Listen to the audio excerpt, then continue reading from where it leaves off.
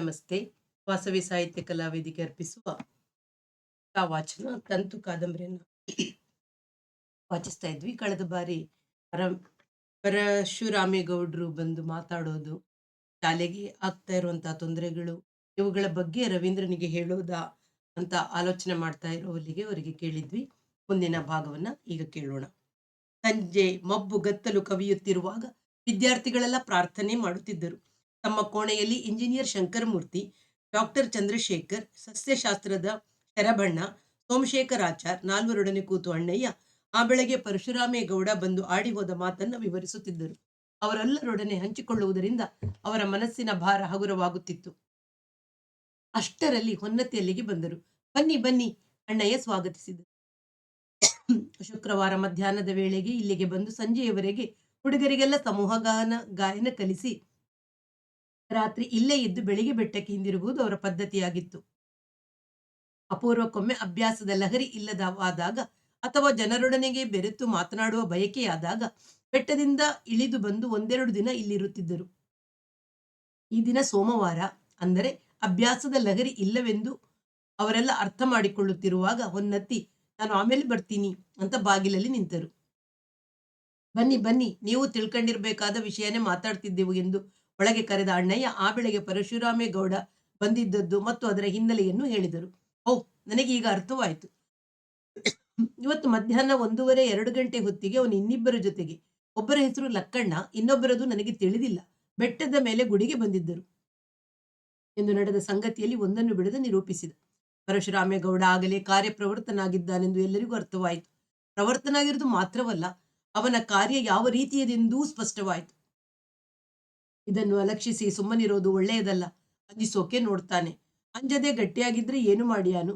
ಲಕ್ಕಣ್ಣ ಅಂದ್ರಲ್ಲ, ಅವನು ಯಾರು ಪತ್ತೆ ಮಾಡಿ ಅವನಿಂದ ಇನ್ನಷ್ಟು ಹಿನ್ನೆಲೆ ತಿಳ್ಕೊಂಡು ಊರೊಳಗೆ 4 ಜನ ಗಣ್ಯರನ್ನು ಬಿಟ್ಟು ಬುದ್ಧಿ ಹೇಳಿಸಬಹುದು. ಶರಬಣ್ಣ ಸೂಚಿಸಿದರು. ಅದೇ ಸರಿ, ಯಾವ ಕಿತಾಪತಿ ಇದ್ದರೂ ಅವನೇ ಮಾಡುವ ತನಕ ನಾವು ಪ್ರತಿಕ್ರಿಯಿಸುವುದು ಬೇಡವೆಂದು ಎಲ್ಲರೂ ಸೇರಿ ತೀರ್ಮಾನಿಸಿದರು. ರಾತ್ರಿ ಊಟವಾದ ಮೇಲೆ ಪುಸ್ತಕ ಭಂಡಾರದ ಬೀಗ ತೆಗೆಸಿ ಹೊನ್ನತ್ತಿ ಪತ್ರಿಕೆಗಳ ಹಳೆಯ ಸಂಚಿಕೆಗಳನ್ನೆಲ್ಲ ಓದಿ ಹಿನ್ನೆಲೆಯನ್ನು ಸ್ಪಷ್ಟ ಮಾಡಿಕೊಂಡ.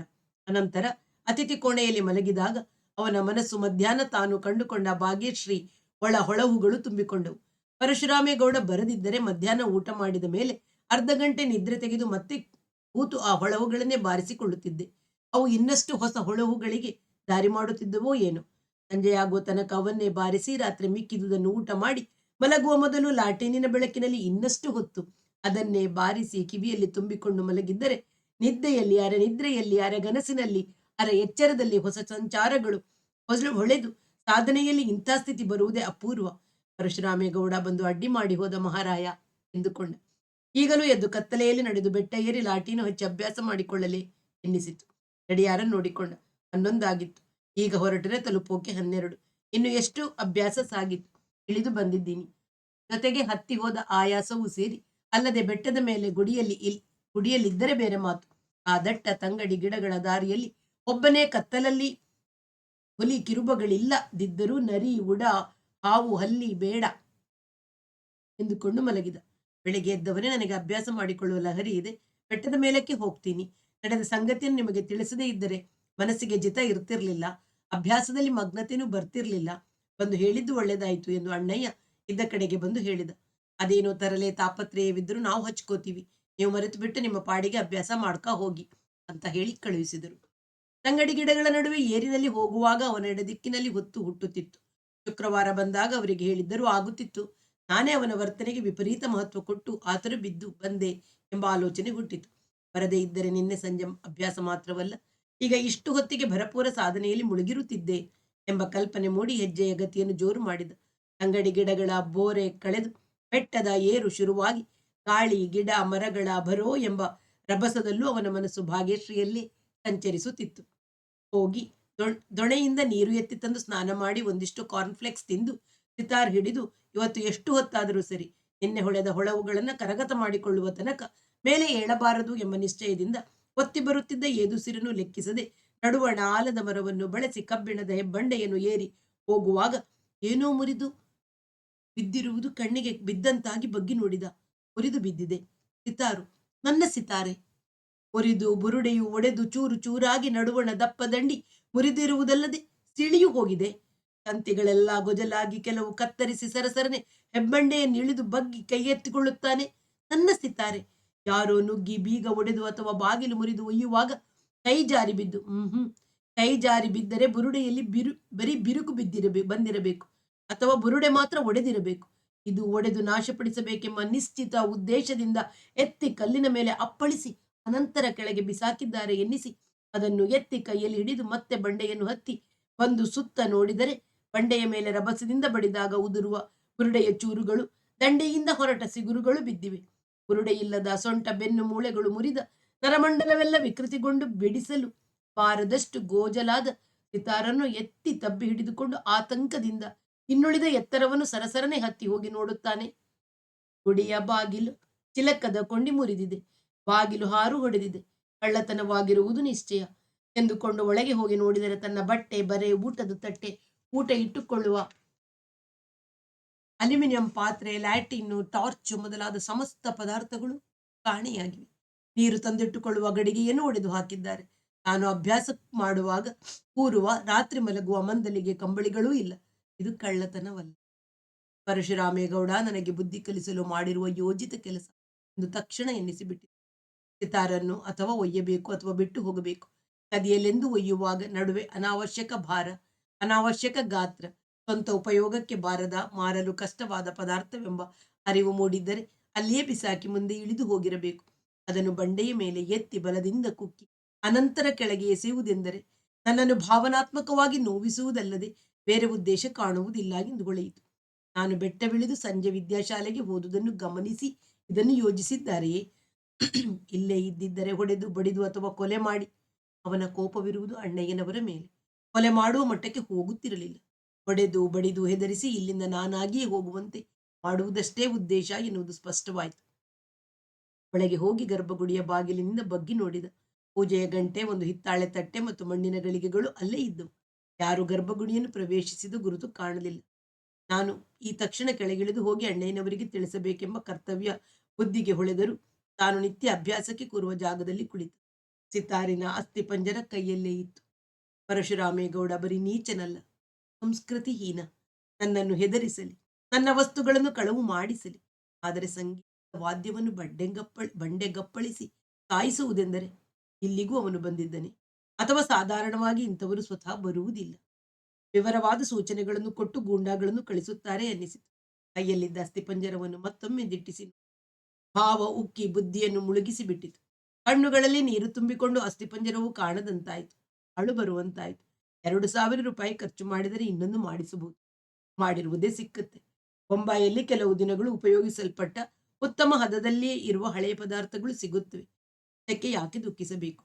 ಸಿತಾರ್ ಹೋದರೆ ಸಂಗೀತ ಹೋಗಲಿಲ್ಲ. ಬಾರಿಸುವ ಮನ, ಬುದ್ಧಿ, ಬೆರಳುಗಳಿಗೆ ಏನೂ ಆಗಿಲ್ಲ ಎಂಬ ಸಮಾಧಾನ ಹಿಂದೆಯೇ ಎದ್ದು ನಿಂತು ಅವಲಂಬನೆ ಕೊಟ್ಟರು ಎಲ್ಲವೂ ಕುಸಿದು ಹೋದಂತಹ, ಎಲ್ಲವೂ ಮುಳುಗಿ ಕೊಚ್ಚಿ ಹೋದಂತಹ ಭಾವ ತುಂಬಿಕೊಂಡು ಬಿಕ್ಕಿ ಬಿಕ್ಕಿ ಎಂತೆಂಥ ಸರಿಗಮ, ಸ್ವರ ಸಂಚಾರ, ಭಾವದ ಆರ್ತತೆ, ಕರುಳಿನ ಕರೆಗಳನ್ನು ಹೊಮ್ಮಿಸಿ ಪಕ್ವಗೊಂಡಿತ್ತು. ಮುಂದೆ ಇನ್ನೂ ಎಷ್ಟು ಸೂಕ್ಷ್ಮ ಧ್ವನಿ, ಅರ್ಥವಿನ್ಯಾಸಗಳನ್ನು ಸೃಷ್ಟಿಸಿ ಕೃತಾರ್ಥವಾಗುವ ಶಕ್ತಿ ಇತ್ತು. ಅರಿತು ಮುಟ್ಟಿದರೆ ಅದಕ್ಕಿಂತ ಹೆಚ್ಚು ಅರಿತು ಮಿಡಿಯುವ ನುಡಿಯುವ ನರಮಂಡಲದ ಈ ಮಗುವನ್ನು ಕಂಸನು ಬಂಡೆಗಲ್ಲ ಮೇಲೆ ಬಡಿದು ಸಾಯಿಸಿದ ಹಾಗೆ ನಮ್ಮ ವಿಚಾರಗಳ ನಡುವೆ ಉಕ್ಕಿ ಉಕ್ಕಿ ಹರಿಯಿತು. ಅರ್ಧ ಗಂಟೆಯ ನಂತರ ಅವನು ಎದ್ದು ಹೊರಗೆ ಬಂದ. ಬಿಸಿಲಿನಲ್ಲಿ ಕೆಳಗೆ ಬೋರೆ, ಅದರಾಚೆಯ ಇಳಿವು, ಅದರಾಚೆಯ ತೋಟದ ಸಾಲು, ಅದರಾಚೆಯ ಕೆರೆ, ಅದರಾಚೆಯ ಮಬ್ಬುಗಳನ್ನೆಲ್ಲ ನೋಡುತ್ತಾ ನಿಂತುಕೊಂಡಾಗ ಬರೀ ಬಟ್ಟೆ, ಕಂಬಳಿ, ಅಲ್ಯೂಮಿನಿಯಂ ಪಾತ್ರೆಗಳು ಮಾತ್ರವಲ್ಲ, ತನ್ನ ಸಂಗೀತದ ಪುಸ್ತಕವೂ ಕಳವಾಗಿರುವುದು ನೆನಪಿಗೆ ಬಂತು. ಒಂದೊಂದು ರಾಗದ ವಿಶೇಷ ನಡೆ, ತಿರುವು, ಸುತ್ತು ಸಂಚಾರಗಳನ್ನು ಗುರುಗಳು ಬಿಡಿಸಿ ಬಿಡಿಸಿ ತೋರಿಸಿದಾಗ ನೆನಪಿಗಿರಲೆಂದು ನಾನು ತನ್ನದೇ ಆದ ಸಂಜ್ಞೆ ಚಿಹ್ನೆಗಳನ್ನು ಬಳಸಿ ಬರೆದುಕೊಂಡಿದ್ದೆ. ಅಭ್ಯಾಸ ಮಾಡುತ್ತಾ ಅವುಗಳಲ್ಲಿ ಬಹುಪಾಲು ಕರಗತವಾಗಿತ್ತು. ಆದರೂ ಕೆಲವು ಸಮೀಪ ಛಾಯೆಯ ವಿನ್ಯಾಸ ತಮ್ಮ ಸಹಜ ರಾಗವನ್ನು ಬಿಟ್ಟು ಇನ್ನೊಂದು ರಾಗದಲ್ಲಿ ನುಸುಳಿವೆ ಎಂಬ ಸಂಶಯ ಬಂದರೆ ಈ ಪುಸ್ತಕವು ನಿವಾರಿಸುತ್ತಿತ್ತು. ಗುರುಗಳು ಯಾವ ಪುಸ್ತಕವನ್ನು ಇಟ್ಟುಕೊಂಡವರಲ್ಲ. ಪಾಠ ಹೇಳುತ್ತಾ ಹೇಳುತ್ತಾ ಲಹರಿ ಬಂದಂತೆ ಈ ವ್ಯತ್ಯಾಸ ಸೂಕ್ಷ್ಮಗಳನ್ನು ಬಾರಿಸಿ ತೋರಿಸುತ್ತಿದ್ದರು. ತಾನು ಒಂದು ರಾಗದ ಸರಿಗಮಗಳನ್ನು, ಸ್ವರ ಗುಂಪನಗಳನ್ನು ಬಾರಿಸಿ ಅವರಿಗೆ ಒಪ್ಪಿಸುವಾಗ ಅವರು ಆ ರಾಗದ ಛಾಯಾ ಪರಿಧಿಯಿಂದ ಹೇಗೆ ಹೊರನೆಗೆಯುತ್ತವೆ ಎನ್ನುವುದನ್ನು ಬಿಡಿಸಿ ಅವರು ವಿವರಿಸಿದಾಗ, ಅವು ಸಮೀಪ ರಾಗಕ್ಕೆ ಹೇಗೆ ಸಹಜವಾಗಿ ಹೊಂದುತ್ತವೆ ಎಂಬುದನ್ನು ಬಾರಿಸಿ ತೋರಿಸಿದಾಗ ನಾನು ಬರೆದಿಟ್ಟುಕೊಳ್ಳುತ್ತಿದ್ದೆ. ಅಂತ ಸಂದರ್ಭ ಬರದಿದ್ದರೆ ಅವುಗಳನ್ನು ಹೇಳಿಕೊಡಬೇಕೆಂಬುದು ಅವರಿಗೆ ತಿಳಿಯುತ್ತಿರಲಿಲ್ಲ. ಅವರು ಕಲಿತ ಪರಂಪರಾಗತ ಬಗೆಯೇ ಹಾಗೆ. ಸಿತಾರಿನ ಮುರಿದ ಅಸ್ಥಿಪಂಜರವನ್ನು ಹೆಗಲ ಮೇಲಿಟ್ಟುಕೊಂಡು ಬೆಳಗಿನ ಬೆಸಲಿನಲ್ಲಿ ಬೆಟ್ಟವಿಳಿದು ತಂಗಡಿ ಗಿಡಗಳ ಬೋರೆ ದಾರಿಯನ್ನು ಇಳಿಯುವಾಗ ನೊಣಸುತ್ತಿಕೊಳ್ಳುತ್ತಿತ್ತು. ಸರಸರನೆ ನಡೆದು ಮೈದಾನ ಗಾಡಿ ಜಾಡಿನಲ್ಲಿ ಹಾಯ್ದು ವಿದ್ಯಾಶಾಲೆಗೆ ಹೋಗಿ ಅಣ್ಣಯ್ಯನವರ ಮುಂದಿಟ್ಟು ಸುದ್ದಿ ಮುಟ್ಟಿದ ತಕ್ಷಣ ಬರೀ ಮಾತಾಡ್ತಾನೆ ಅಂತ ತಿಳ್ಕೊಂಡಿದ್ದೆ, ಇಷ್ಟು ಬೇಗ ಇಂಥ ಹೀನ ಕೆಲಸ ಮಾಡಿಸಿ ಅವನೇ ಎನ್ನುವಾಗ ಅವರ ಮುಖದಲ್ಲಿ ನೋವು ಹಿಂಡುತ್ತಿತ್ತು. ತಕ್ಷಣ ಶಂಕರಮೂರ್ತಿ, ಚಂದ್ರಶೇಖರ್, ಶರಬಣ್ಣ, ಸೋಮಶೇಖರಾಚಾರ್ ಅವರುಗಳಿಗೆ ಹೇಳಿ ಕಳಿಸಿ ವಿಷಯ ತಿಳಿಸಿ ಈಗ ಏನು ಮಾಡುವುದೆಂದು ಸಮಾಲೋಚಿಸಿದರು. ಊರೊಳಗಡೆ ಹೋಗಿ ಲಕ್ಕಣ್ಣನನ್ನು ಹಿಡಿದು ವಿಚಾರಿಸುವುದರಿಂದ ಪೊಲೀಸಿಗೆ ಕಂಪ್ಲೇಂಟ್ ಕೊಡುವವರೆಗೆ ಸೂಚನೆಗಳು ಬಂದವು. ಪೊಲೀಸ್ನವರು ನಿಮಗೆ ಯಾರ ಮೇಲಾದರೂ ಅನುಮಾನವಿದೆಯೇ ಅಂತ ಕೇಳ್ತಾರೆ. ಅವರಿಗಾದರೂ ಪತ್ತೆ ಕೆಲಸ ಆರಂಭಿಸುವುದಕ್ಕೆ ಕೆಲವು ಗುಮಾನಿಗಳು ಬೇಕು. ಕಂಪ್ಲೇಂಟ್ ಕೊಟ್ಟವರು ತಮಗೆ ತಿಳಿದ ಗುಮಾನಿ ಸಂಶಯಗಳನ್ನು ಅವರಿಗೆ ತಿಳಿಸಿ ಸಹಕರಿಸುವುದು ನ್ಯಾಯವೇ. ಇಲ್ಲದಿದ್ದರೆ ಅವರಾದರೂ ಹೇಗೆ ಮಾಡಬೇಕು? ಆದರೆ ನೇರವಾಗಿ ಪರಶುರಾಮೇಗೌಡನ ಗೌಡನ ಹೆಸರು ಹೇಳಿದರೆ ಅವನಲ್ಲಿ ದ್ವೇಷ ಬೆಳೆದು ಮುಂದೆ ಎಂದೆಂದಿಗೂ ಅವನು ವಿರೋಧಿಯಾಗಿಯೇ ಇರುತ್ತಾನೆ. ಅಂಥವನ ಶಾಶ್ವತ ವಿರೋಧ ಸೃಷ್ಟಿಸಿಕೊಳ್ಳುವುದು ವಿದ್ಯಾಶಾಲೆಗೆ ಒಳ್ಳೆಯದಲ್ಲ ಎಂಬ ವಿವೇಚನೆಯನ್ನು ಎಲ್ಲರೂ ಒಪ್ಪಿದರು. ಅಷ್ಟರಲ್ಲಿ ಹೊನ್ನತಿಗೆ ಚುರುಚುರು ಹಸಿವಾಗಿತ್ತು.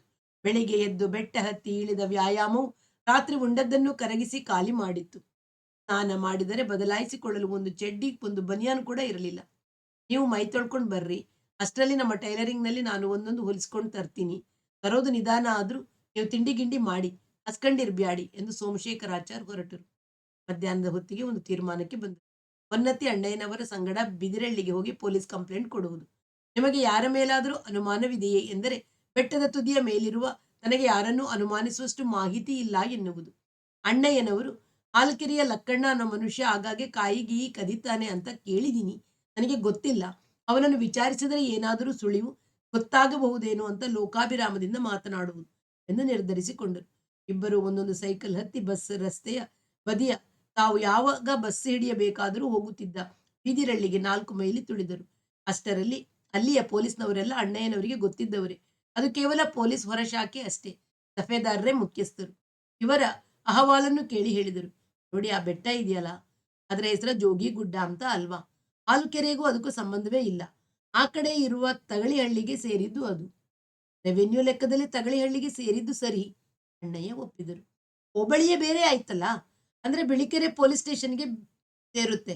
ನೀವು ಅಲ್ಲಿ ಕಂಪ್ಲೇಂಟ್ ಬುಕ್ ಮಾಡಬೇಕು. ಇಲ್ಲಿಗ್ಯಾಕೆ ಬಂದ್ರಿ ಎನ್ನುತ್ತಾ ಹಲ್ಲು ಬಿಟ್ಟರು. ತಮ್ಮ ಜವಾಬ್ದಾರಿ ಕಳೆಯಿತೇನೆ. ಆದ್ರೆ ಹಾಲ್ಕೆರೆ ಲಕ್ಕಣ್ಣ ಅನ್ನೋನ್ ಮೇಲೆ ನಮ್ಗೆ ಅನುಮಾನವಿದೆ. ಅದು ನಿಮ್ಮ ವ್ಯಾಪ್ತಿಗೆ ಸೇರಿದ ಊರು ಅಣ್ಣಯ್ಯ ಸೂಚಿಸಿದರು. ಅದು ಸರಿ, ಕೇಸು ರಿಜಿಸ್ಟರ್ ಆಗದೆ ನಾವು ಯಾರನ್ನು ವಿಚಾರಿಸೋ ಹಂಗಿಲ್ಲ. ಕೆರೆಯವರು ರಿಜಿಸ್ಟರ್ ಮಾಡಿಕೊಂಡು ಆಮೇಲೆ ನೀವು ಹೇಳಿದ ಸ್ವಾಮಿ ನಮ್ಮ ಸ್ಟೇಷನ್ ವ್ಯಾಪ್ತಿಗೆ ಬರೋ ಹಾಲುಕೆರೆ ಗ್ರಾಮದಲ್ಲಿ ಇರೋದ್ರಿಂದ ಅವನನ್ನು ಹಿಡಿದು ನಮ್ಮ ಸ್ಟೇಷನ್ಗೆ ಕಳಿಸಿ ಅಂತ ನಮಗೆ ಕಾಗದ ಕಳಿಸಿದರೆ ನಾವು ಮುಂದಿನ ಕ್ರಮ ತೆಗೆದುಕೊಳ್ಳಬಹುದು. ವಿಧಾನದ ಈ ಅಂಶ ಅಣ್ಣಯ್ಯನಿಗೆ ತಿಳಿದಿರಲಿಲ್ಲ. ಬಿಳಿಕೆರೆ ಅಂದರೆ ಬೆಟ್ಟದ ಬುಡದ ಮಾರ್ಗವಾಗಿ ಹೋಗಬೇಕು. ಅಂದರೆ ಇಲ್ಲಿಂದ 14 ಮೈಲಿ. ಬೇರೆ ದಾರಿ ಇಲ್ಲ. ಸೈಕಲ್ ತುಳಿಯೋಕ್ಕಾಗುತ್ತೆಯೇ? ಅಣ್ಣಯ್ಯ ಕೇಳಿದಕ್ಕೆ ಹೊನ್ನತಿ ಆಗದೆ ಏನು ಎಂದ.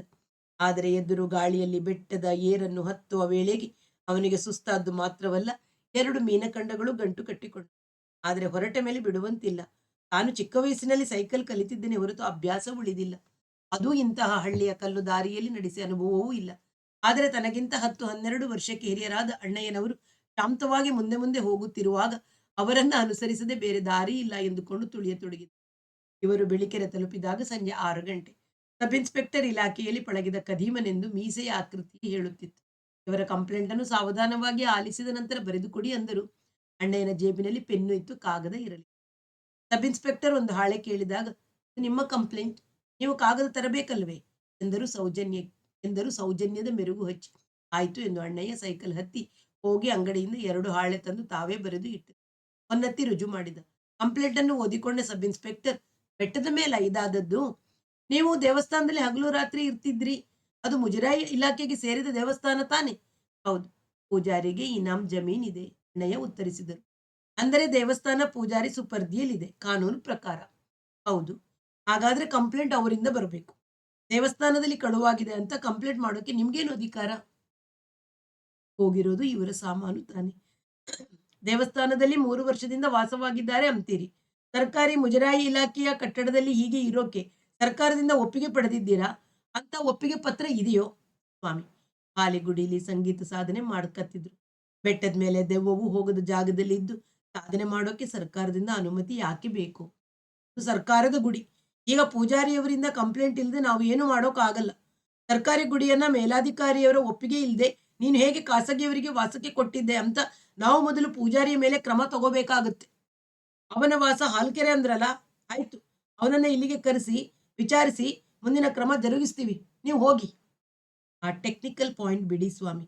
ನಾವಿಲ್ಲಿ ಬಂದಿರೋದು ನೀವು ಕಳ್ಳರನ್ನ ಪತ್ತೆ ಮಾಡಿ ಅಂತ.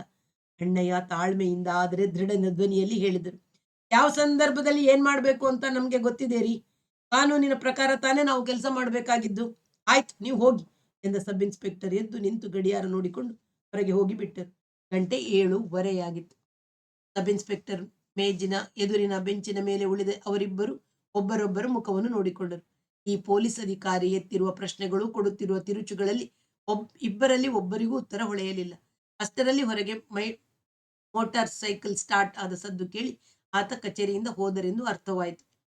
ಮುಂದೆ ಏನು ಮಾಡಬೇಕೆಂದು ತೋಚದ್ದರಿಂದ ಇಬ್ಬರು ಅದೇ ಬೆಂಚಿನ ಮೇಲೆ ಕುಳಿತಿದ್ದರು. 2 ನಿಮಿಷದಲ್ಲಿ ಒಬ್ಬ ಪೇದೆ ಒಳಗೆ ಬಂದು, ಹೇಳಿ ಸಾರ್, ಸಾಹೇಬರ ರೂಮಿಗೆ ಬೀಗ ಹಾಕ್ಬೇಕು ಎಂದ. ಇವರಿಬ್ಬರು ಎದ್ದು ನಿಂತರು. ಪೇದೆಯ ಸಹಾನುಭೂತಿಯಿಂದ, ಎಷ್ಟು ಬೆಲೆಯ ಸಾಮಾನು ಸರ್ ಕಳವಾಗಿರೋದು ಎಂದ. ಹಂಗ್ ಬೆಲೆ ಕಟ್ಟಕ್ ಆಗೋಲ್ಲಪ್ಪ ಅಣ್ಣಯ್ಯ ಉತ್ತರಿಸಿದರು.